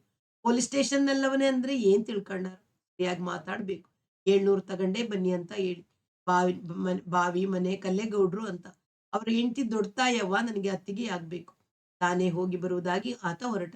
ಒಡೆಯರಯ್ಯ ಸಂಕೋಚ ಪಟ್ಟುಕೊಂಡು ಕೇಳಿದ, ಒಂದು ಬೀಡಿ ಇದ್ರೆ ಕೊಟ್ಟೋಗಿ. ನಾನು ಪೂಜೆಯಾಗೋ ತನಕ ಬೀಡಿನೂ ಸೇದಾಕಿಲ್ಲ. ಆಯ್ತು ಎಂದು ಪೇದೆ 2 ಬೀಡಿ ಮತ್ತು 4 ಬೆಂಕಿ ಕಡ್ಡಿ ಅದನ್ನು ಗೀರಲು ಪೆಟ್ಟಿಗೆಯ ಪಕ್ಕದ ಮದ್ದಿನ ಒಂದಂಗಲ ಚೂರನ್ನು ಕಿತ್ತುಕೊಟ್ಟ. ಅವನು ಹೊರಡುವಾಗ, ಆ ಇಬ್ಬರವರಲ್ಲ, ನೀವಿಲ್ದಾಗ ನನ್ ತಂಟೆಗೆ ಬರಬ್ಯಾಡಿ ಅಂತ ಅನ್ನಿ, ನಾನಿಲ್ಲೇ ಕುಂತಿರ್ತೀನಿ. ನಿಮ್ಗೆ ಯಾಕ ಯೋಚನೆ? ನಾನೆಲ್ಲ ಮಾಡ್ತೀನಿ ಅಂತ ಆಶ್ವಾಸನೆ ಇತ್ತು. ಅವನು ಬಾಗಿಲನ್ನು ಹೊರಗಿನಿಂದ ಮುಚ್ಚಿಕೊಂಡು ಹೋದ. ಧೈರ್ಯನಿಗೆ ಜೀವ ಬಂತು. ಕಡ್ಡುಕ ಊರಲ್ಲೇ ಇದ್ದಾರ? ಬೇರೆ ಯಾವ್ದಾದ್ರೂ ಊರಿಗೆ ಹೋಗಿ ಅವರಿಲ್ಲದಿದ್ರೆ ನಮ್ಮತ್ತಿಗೆ ಹೇಗೆ ಹೇಳಿ ಅನ್ಬೇಕಾಗಿತ್ತು. ತಂಗಿ ಗಂಡಂಗೆ ಹಿಂಗಾಗಿದೆ ಅಂದಂಗೆ ನನಗೂ ಒಂದು ನಗನಾದ್ರೂ ಅಡ ಇಟ್ಟು ದುಡ್ಡು ಹೊಂದಿಸಿ ಹಿರೇಮಗನ ಕೈಲಿ ಕಳಿಸ್ತಿತ್ತು. ಎಂತ ಕೆಲಸ ಮಾಡಿದೆ ಹಂಗಂತ ಹೇಳಿ ಕಳಿಸ್ದೆ ಎಂದು ಕೈ ಇಸ್ಕೊಂಡ. ಒಂದು ಬೀಡಿನ ಪೂರ್ತಿ ಸೇದುವಷ್ಟರಲ್ಲಿ, ಇಲ್ಲ ಕಲ್ಲೇಗೌಡರು ಇದ್ದೇ ಇರ್ತಾರೆ ಎಂದು ಮನಸ್ಸಿಗೆ ಸಮಾಧಾನ ಬಂತು. ಅಷ್ಟರಲ್ಲಿ ಒಂದಕ್ಕೆ ಹೋಗುವಂತಾಯ್ತು. ತುಂಬಾ ಬಾಯಾರಿತ್ತು ಅಂತ ತಂಬಿಗೆ ನೀರನ್ನು ಒಟ್ಟಿಗೆ ಕುಡಿದಿದ್ದೆ ಎಂಬ ನೆನಪು ಬಂತು. ಈಗ ಏನ್ ಮಾಡೋದು? ಏನವಯ್ಯನ ಹೆಸರು? ಬಾಗಿಲಿಗೆ ಹೊರಗಿಂದ ಅಗಳಿ ಹಾಕೊಂಡು ಹೋದ. ಇನ್ನವನು ಬರಾಗಂಟ ಹೆಂಗ್ ತಡ್ಕೊಳ್ಳೋದು ಎಂಬ ಸಮಸ್ಯೆ ಬಾಧಿಸತೊಡಗಿದಾಗ, ಬಾಗಿಲನ್ನು ಬಡಿದರೆ ಯಾರಾದ್ರೂ ತೆಗಿತಾರೆ, ಒಂದ ಮಾಡ್ಬೇಕು ಕಣ್ರಿ ಅಂತ ಕೇಳಿದ್ರೆ ಕರ್ಕೊಂಡು ಹೋಗ್ತಾರೆ. ಸ್ಟೇಷನ್ಗೆ ಕೂಡಿ ಹಾಕಿದ ತಕ್ಷಣ ಒಂದ ಮಾಡ್ಬ್ಯಾಡ್ದು ಅಂತ ಆಯ್ತಾ ಎಂಬ ಉಪಾಯ ಸಮರ್ಥನೆಗಳು ಹೊಳೆದವು. ಎದ್ದು ಬಾಗಿಲಿನ ಹತ್ತಿರ ನಡೆ. ಆದ್ರೆ ಅಕಸ್ಮಾತ್ ಆ ಇಬ್ಬರು ಕಟುಕ ನನ್ನ ಮಕ್ಕಳು ಕಾಯ್ಕೊಂಡಿದ್ದು ಬಾಗಿಲು ತಕ್ಕೊಂಡು ಬಂದು, ಒಂದ ಮಾಡ್ಬೇಕಾ ನೀನು? ಮಾಡಿಸ್ತೀವಿ ತಾಳು ಅಂತ ಮತ್ತೆ ಬಟ್ಟೆ ಬಿಚ್ಚಿ ಗುಂಡೆಗೆ ಮಾಡಿ ಒಂದ ಮಾಡ ಜಾಗನ ಹಿಡ್ಕೊಂಡು ಇಸ್ಕು ಬಿಟ್ರೆ ಎಂಬ ಭಯ ಹುಟ್ಟಿ ಮೈ ನುಡುಗಿತು. ಹಂಗಾರ ಆಗ್ಲಿ, ತಡ್ಕೊಂಡ್ಬಿಡ್ತೀನಿ. ಅವಯ್ಯ ಬರಗಂಟ ಒಳಗೆ ಕಟ್ಕೊಂಡಿರ್ತೀನಿ. ಏನಾಯ್ತದೆ? ಒಳಗೆ ಒಡೆದು ಹೋಯ್ತದ ಹುಚ್ಚೆ ಚೀಲ ಹೊಡ್ಕೊಂಡ್ರು ಚಿಂತೆ ಇಲ್ಲ. ಬಾಗಿಲು ತೆಗೀರಿ ಅನ್ನೋದು ಬ್ಯಾಡ ಅಂತ ತೀರ್ಮಾನಿಸ್ಕೊಂಡು ಬೆಂಚಿನ ಮೇಲೆ ಕುಳಿತು ಬೀಡಿಯ ಉಳಿದಿದ್ದ ತುಂಡನ್ನು ತುಟಿಗಳಿಂದ ಬಿಗಿಯಾಗಿ ಹೊಗೆ ಎಳೆದೆಳೆದುಕೊಂಡ. ಬೀಡಿ ಸೇದದ್ದರಿಂದ ಒಂದ ಮಾಡೋ ಹಂಗಾಗಿರ್ಬೈದು ಎಂದು ಅವೆರಡಕ್ಕೂ ಕನೆಕ್ಷನ್ ಕಂಡು ಹಿಡಿದವನಂತೆ ಉತ್ಸುಕನಾದ. ಆದರೆ ಇನ್ನು ಉಳಿದಿದ್ದ 1.5 ಅಂಗುಲ ತುಂಡನ್ನು ಎಳೆಯದೆ ಹೊಸಕ್ಕೆ ಎಸೆಯುವ ಮನಸ್ಸಾಗಲಿಲ್ಲ. ಈಗ ಪೊಲೀಸ್ ಸ್ಟೇಷನ್ಗೆ ಬಂದ ಅವಮಾನ ರೋಷಗಳೆಲ್ಲ ಒಳಸರಿದು ಮೂತ್ರದ ಒತ್ತಡವನ್ನು ತಡೆದುಕೊಳ್ಳುವುದರಲ್ಲೇ ಮನಸ್ಸಿನ ವ್ಯಾಪಾರವೆಲ್ಲ. ಎಷ್ಟು ಹೊತ್ತಿನ ಮೇಲೆ ಮೂತ್ರಕೋಶ ಒಡೆದುಕೊಳ್ಳುತ್ತದೆ ಎನ್ನುವ ಸ್ಥಿತಿ ಬಂದ ಮೇಲೆ ಬಾಗಿಲು ತೆರೆದುಕೊಂಡಿತು. ಆ ಪೇದೆ ಒಳಗೆ ಬಂದ. ಅವನ ಹಿಂದೆ ಶೆಡ್ಡಕ ಕಲ್ಲೇಗೌಡರನ್ನು ನೋಡಿದ ತಕ್ಷಣ ಇವನಿಗೆ ಜೀವ ಬಂತು. ನೋಡಿ, ಬೇಗ ಬರಬೇಕು ಅಂತ ಇವ್ರನ್ನ ನನ್ನ ಸೈಕಲ್ ಕ್ಯಾರಿಯರ್ ಮೇಲೆ ಕೂಡ್ಸ್ಕೊಂಡು ಬಂದೆ. ತುಳಿಯೋ ಹೊತ್ತಿಗೆ ತೊಡೆ ಬಿದ್ದೋಯ್ತು ಎಂದು ಪೇದೆ ತನ್ನ ಒಳ್ಳೆಯತನವನ್ನು ಇನ್ನೊಮ್ಮೆ ಹೇಳಿ ಅವನ ಕೃತಜ್ಞತೆಯನ್ನು ಪಡೆದ. ಸಂಗಪ್ಪನವರು ಎಲ್ಲ ಹೇಳಿದ್ರು. ಕಲಿಗಾಲ, ಹಾಲು ಇಕ್ಕಿದ ಕೈನ ಕಚ್ಚುತ್ತದೆ ಹಾವು. 3 ವರ್ಷ ನೀವು ಅವನಿಗೆ ಬೆಟ್ಟದ ಮ್ಯಾಲಿನ ಬೋನ ಹೊತ್ಕೊಂಡು ಓದದ್ದು ನಮ್ಗ್ ಗೊತ್ತಿಲ್ವಾ? ಕದಿಯೋದಿದ್ರೆ ಈಗ್ಲೇ ಕದಿಬೇಕಿತ್ತ? ಆ ಖಾದಿ ಬಟ್ಟೆ ಅಕ್ಕೆತ್ತಾನೆ ನೋಡಿ ಅಣ್ಣೇಗೌಡ. ಅವನ್ ಕಂಡ್ರೆ ನನ್ಗೆ ಯಾವಾಗ್ಲೂ ಅನುಮಾನವಿತ್ತು. ನೀವು ಕದ್ದಿದ್ದೀರಾ ಅಂತ ಇಬ್ರು ಸೇರ್ಕೊಂಡು ಹೇಳ್ಬೇಕಾದ್ರೆ, ಎಂಥ ಮೆಂಡ್ರಿಗೆ ಹುಟ್ಟಿದೋ ನನ್ ಮಕ್ಳಿರ್ಬೋದು ಇಬ್ರು. ಸಾಹೇಬ್ರ ಕೈಲಿ ನಾನು ಹೇಳ್ತೀನಿ, ನಮ್ ಸಡ್ಡುಕ್ರು ಅಂಥವ್ರಲ್ಲ ಅಂತ ಗುಟ್ಟಿನಲ್ಲಿ ಬಂದು ಕಿವಿಯಲ್ಲಿ ನೀವು ಹೇಳ್ ಕಳಿಸಿದ್ದನ್ನು ತಂದಿದ್ದೀನಿ ಅಂತ ಪಿಸುಗುಟ್ಟಿದ್ರು. ದುಡ್ಡು ಒದಗಿದ್ದರೂ ಸಾಹೇಬ್ರು ಊಟ ಮಾಡಿ ಮಧ್ಯಾಹ್ನ ನಿದ್ದೆ ಮುಗಿಸಿ ಅನಂತರದ ಕಾಫಿ ಕುಡಿಯುವ ಮುಂಚೆ ಅಂದ್ರೆ 5 ಗಂಟೆವರೆಗೆ ಸ್ಟೇಷನ್‌ಗೆ ಬರುವುದಿಲ್ಲ. ಆದ್ದರಿಂದ ಅವರಿಂದ ತಾನೇ ಬಿಡುಗಡೆ ಹುಕುಂ ಆಗಬೇಕಾಗಿದ್ದು. ಆಗ ಇನ್ನು 4 ಗಂಟೆ. ಒಡೆಯರಯ್ಯ ಧೈರ್ಯ ವಹಿಸಿ ಬಂದ ಮಾಡಬೇಕು ಅಂತ ಕೇಳ್ಕೊಂಡ. ಒಂದ ಮಾಡಬೇಕು ಅಂತ ಕೇಳ್ಕೊಂಡ. ಕಾನ್ಸ್ಟೇಬಲ್ ಗಂಗಪ್ಪ ಅದಕ್ಕೇನಂತೆ ಎಂದು ಇವನನ್ನು ಬೆತ್ತಲೆ ಮಾಡಿ ಕೈಕಟ್ಟಿದ್ದ ನಿಲ್ಲಿಸಿದ ಕೋಣೆಗೆ ಕರೆದೊಯ್ದು ಒಂದು ಮೂಲೆಯಲ್ಲಿ ಪಚಲ್ನಂತ ಜಾಗ ತೋರಿಸಿ ಮಾಡಿ ಎಂದ. ಆ ಕೋಣೆಯನ್ನು ಪ್ರವೇಶಿಸುವಾಗಲೇ ಒಡೆಯರಯ್ಯನ ಭಯ ಆವರಿಸಿಕೊಂಡಿತ್ತು. ಅಲ್ಲಿ ಕೂತುಕೊಂಡ್ರೆ ಮೂತ್ರನಾಳದಿಂದ ಬಂದ ಒಂದ ಹೊರ ಬರಲೇ ಇಲ್ಲ. ಅದಕ್ಕೆ ಒಳಗಿನಿಂದ ಬೆರಟೆ ಜಡಿದು ಮಡಗಿದ್ದಂತೆ ಆಗಿದ್ದೆ. ಆದರೆ ಮೂತ್ರದ ಒತ್ತಡ ಏರುತ್ತಿದೆ. ಕುಲುಕಿದರೂ ನಿಶ್ಶಬ್ದವಾಗಿ ಅಯ್ಯೋ ಅಂದು ನರಳಿದರೂ ಒತ್ತಡದ ಯಾತನೆ ಮಾಡುತ್ತಿದ್ದ ಅದು ಹೊರಗೆ ಬರಲಿಲ್ಲ. ಮೈಕೈ ಎಲ್ಲ ಚಳಿ ಬಂದವರಾಗಿ ನಡುಗತೊಡಗಿತು. ಹಿಂದೆಯೇ ಇದ್ದ ಪ್ಯಾದೆ ಯಾಕ್ರಿ ಅಂದ. ಬರಾಕಿಲ್ಲ, ಒಳಗೆ ನೋಯ್ತದೆ ಎಂದು ನರಳಿದ. ಅರ್ಥ ಮಾಡಿಕೊಂಡ ಪೇದೆ. ಇಲ್ಲಿ ಬನ್ನಿ ಹೇಳ್ತೀನಿ ಎಂದು ಅವನ ತೋಳು ಹಿಡಿದು ಎಬ್ಬಿಸಿ ಹೊರಗೆ ಕರೆದೊಯ್ದ. ಸ್ಟೇಷನ್ನ ಹಿಂಬದಿಯಲ್ಲಿ ಬೇವಿನ ಮರದ ಮರೆಯಲ್ಲಿ ಕೂರಿಸಿ ಇಲ್ಲಿ ಮಾಡಿ ಎಂದ. ಅದು ಅಲ್ಲೂ 1 ನಿಮಿಷ ಸತಾಯಿಸಿತು. ಆದರೆ ನಂತರ ಕಟ್ಟು ತೆಗೆದಂತಾಗಿ ಹೊರಬರತೊಡಗಿ ಒಡೆಯರಯ್ಯನಿಗೆ ಪ್ರಾಣ ಹಿಂದಿರುಗಿದಷ್ಟು ನೆಮ್ಮದಿಯಾಯಿತು. ಸಬ್ ಇನ್ಸ್ಪೆಕ್ಟರ್ ಬಂದ ಮೇಲೆ ಗಂಗಪ್ಪ ಹೋಗಿ ಅವರ ಕೈಯಲ್ಲಿ ಮಾತನಾಡಿ ಬಂದ. ಅನಂತರ ಅವರು ಹೇಳಿದಂತೆ ಒಡೆಯರಯ್ಯ ಷಡ್ಡುಕರಿಂದ ಹಣ ಈಸ್ಕೊಂಡು ಅದರಲ್ಲಿ 200ರ ಒಂದು ಕವಳಿಗೆಯನ್ನು ಗಂಗಪ್ಪನ ಕೈಗೆ ಕೊಟ್ಟ. 500ರ ಇನ್ನೊಂದು ಕವಳಿಗೆಯನ್ನು ಸಬ್ ಇನ್ಸ್ಪೆಕ್ಟರ್ ಮುಂದೆ ಹೋಗಿ ಬಗ್ಗಿ ನೆಲದ ಮೇಲಿಟ್ಟು ಕೈ ಮುಗಿದ. ಅದನ್ನು ನೋಡಿಯೂ ನೋಡದಂತೆ ನಟಿಸುತ್ತಾ ಹುಷಾರಾಗಿರಬೇಕು ಎಂದು ಗುಟ್ಟರಿಸಿದರು. ಹ್ಞೂ ಸಾರ್ ಎಂದು ಅವನಲ್ಲಿ ನಿಂತ. ಒಂದು ಹೇಳಿಕೆ ತಗೊಂಡ್ಬಿಡು ಎಂದು ಗಂಗಪ್ಪನಿಗೆ ಹೇಳಿದರು. ಗಂಗಪ್ಪ ಬರೆದು ಕೊಳ್ಳುವುದರಲ್ಲಿ ಪಳಗಿದ್ದ ಇನ್ನೊಬ್ಬ ಪೇದೆಯನ್ನು ಒಳಗೆ ಕರೆದ. ಸೊಂಟಕ್ಕೆ ಕೈ ಹಾಕಿ ಬೆತ್ತಲೆ ಮಾಡಿದವನು ಹೆದರಿಕೆಯಾಗತೊಡಗಿ. ಸಬ್ ಇನ್ಸ್ಪೆಕ್ಟರ್ ಹೇಳುತ್ತಾ ಹೋದರು. ಅವನು ಬರೆಯತೊಡಗಿದ.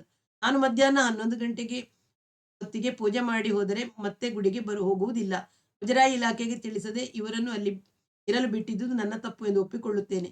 ಶ್ರೀ ಅಣ್ಣೇಗೌಡರು ಹೇಳಿದ್ದರಿಂದ ನಾನು ಅವರಿಗೆ ಇರುವುದಕ್ಕೆ ಅವಕಾಶ ಕೊಟ್ಟಿದ್ದೆ. ಆದರೆ ಕಳ್ಳತನದ ವಿಷಯ ನನಗೇನೂ ಗೊತ್ತಿಲ್ಲ ಎಂಬ ಹೇಳಿಕೆಯನ್ನು ಮುಗಿಯುವ ಹೊತ್ತಿಗೆ ಕಲ್ಲೇಗೌಡರು ಬಾಗಿಲ ಹತ್ತಿರ ಬಂದು ನಿಂತಿದ್ದರು. ಒಡೆಯರಯ್ಯ ರುಜು ಮಾಡಿದ ಮೇಲೆ ಸಾಹೇಬರು ಹೋಗು ಎಂದು ಗುಟ್ಟರಿಸಿದರು. ಮತ್ತೊಮ್ಮೆ ನೆಲ ಮುಟ್ಟಿ ನಮಸ್ಕರಿಸಿ ಒಡೆಯರಯ್ಯ ಹೊರಗೆ ಬಂದ.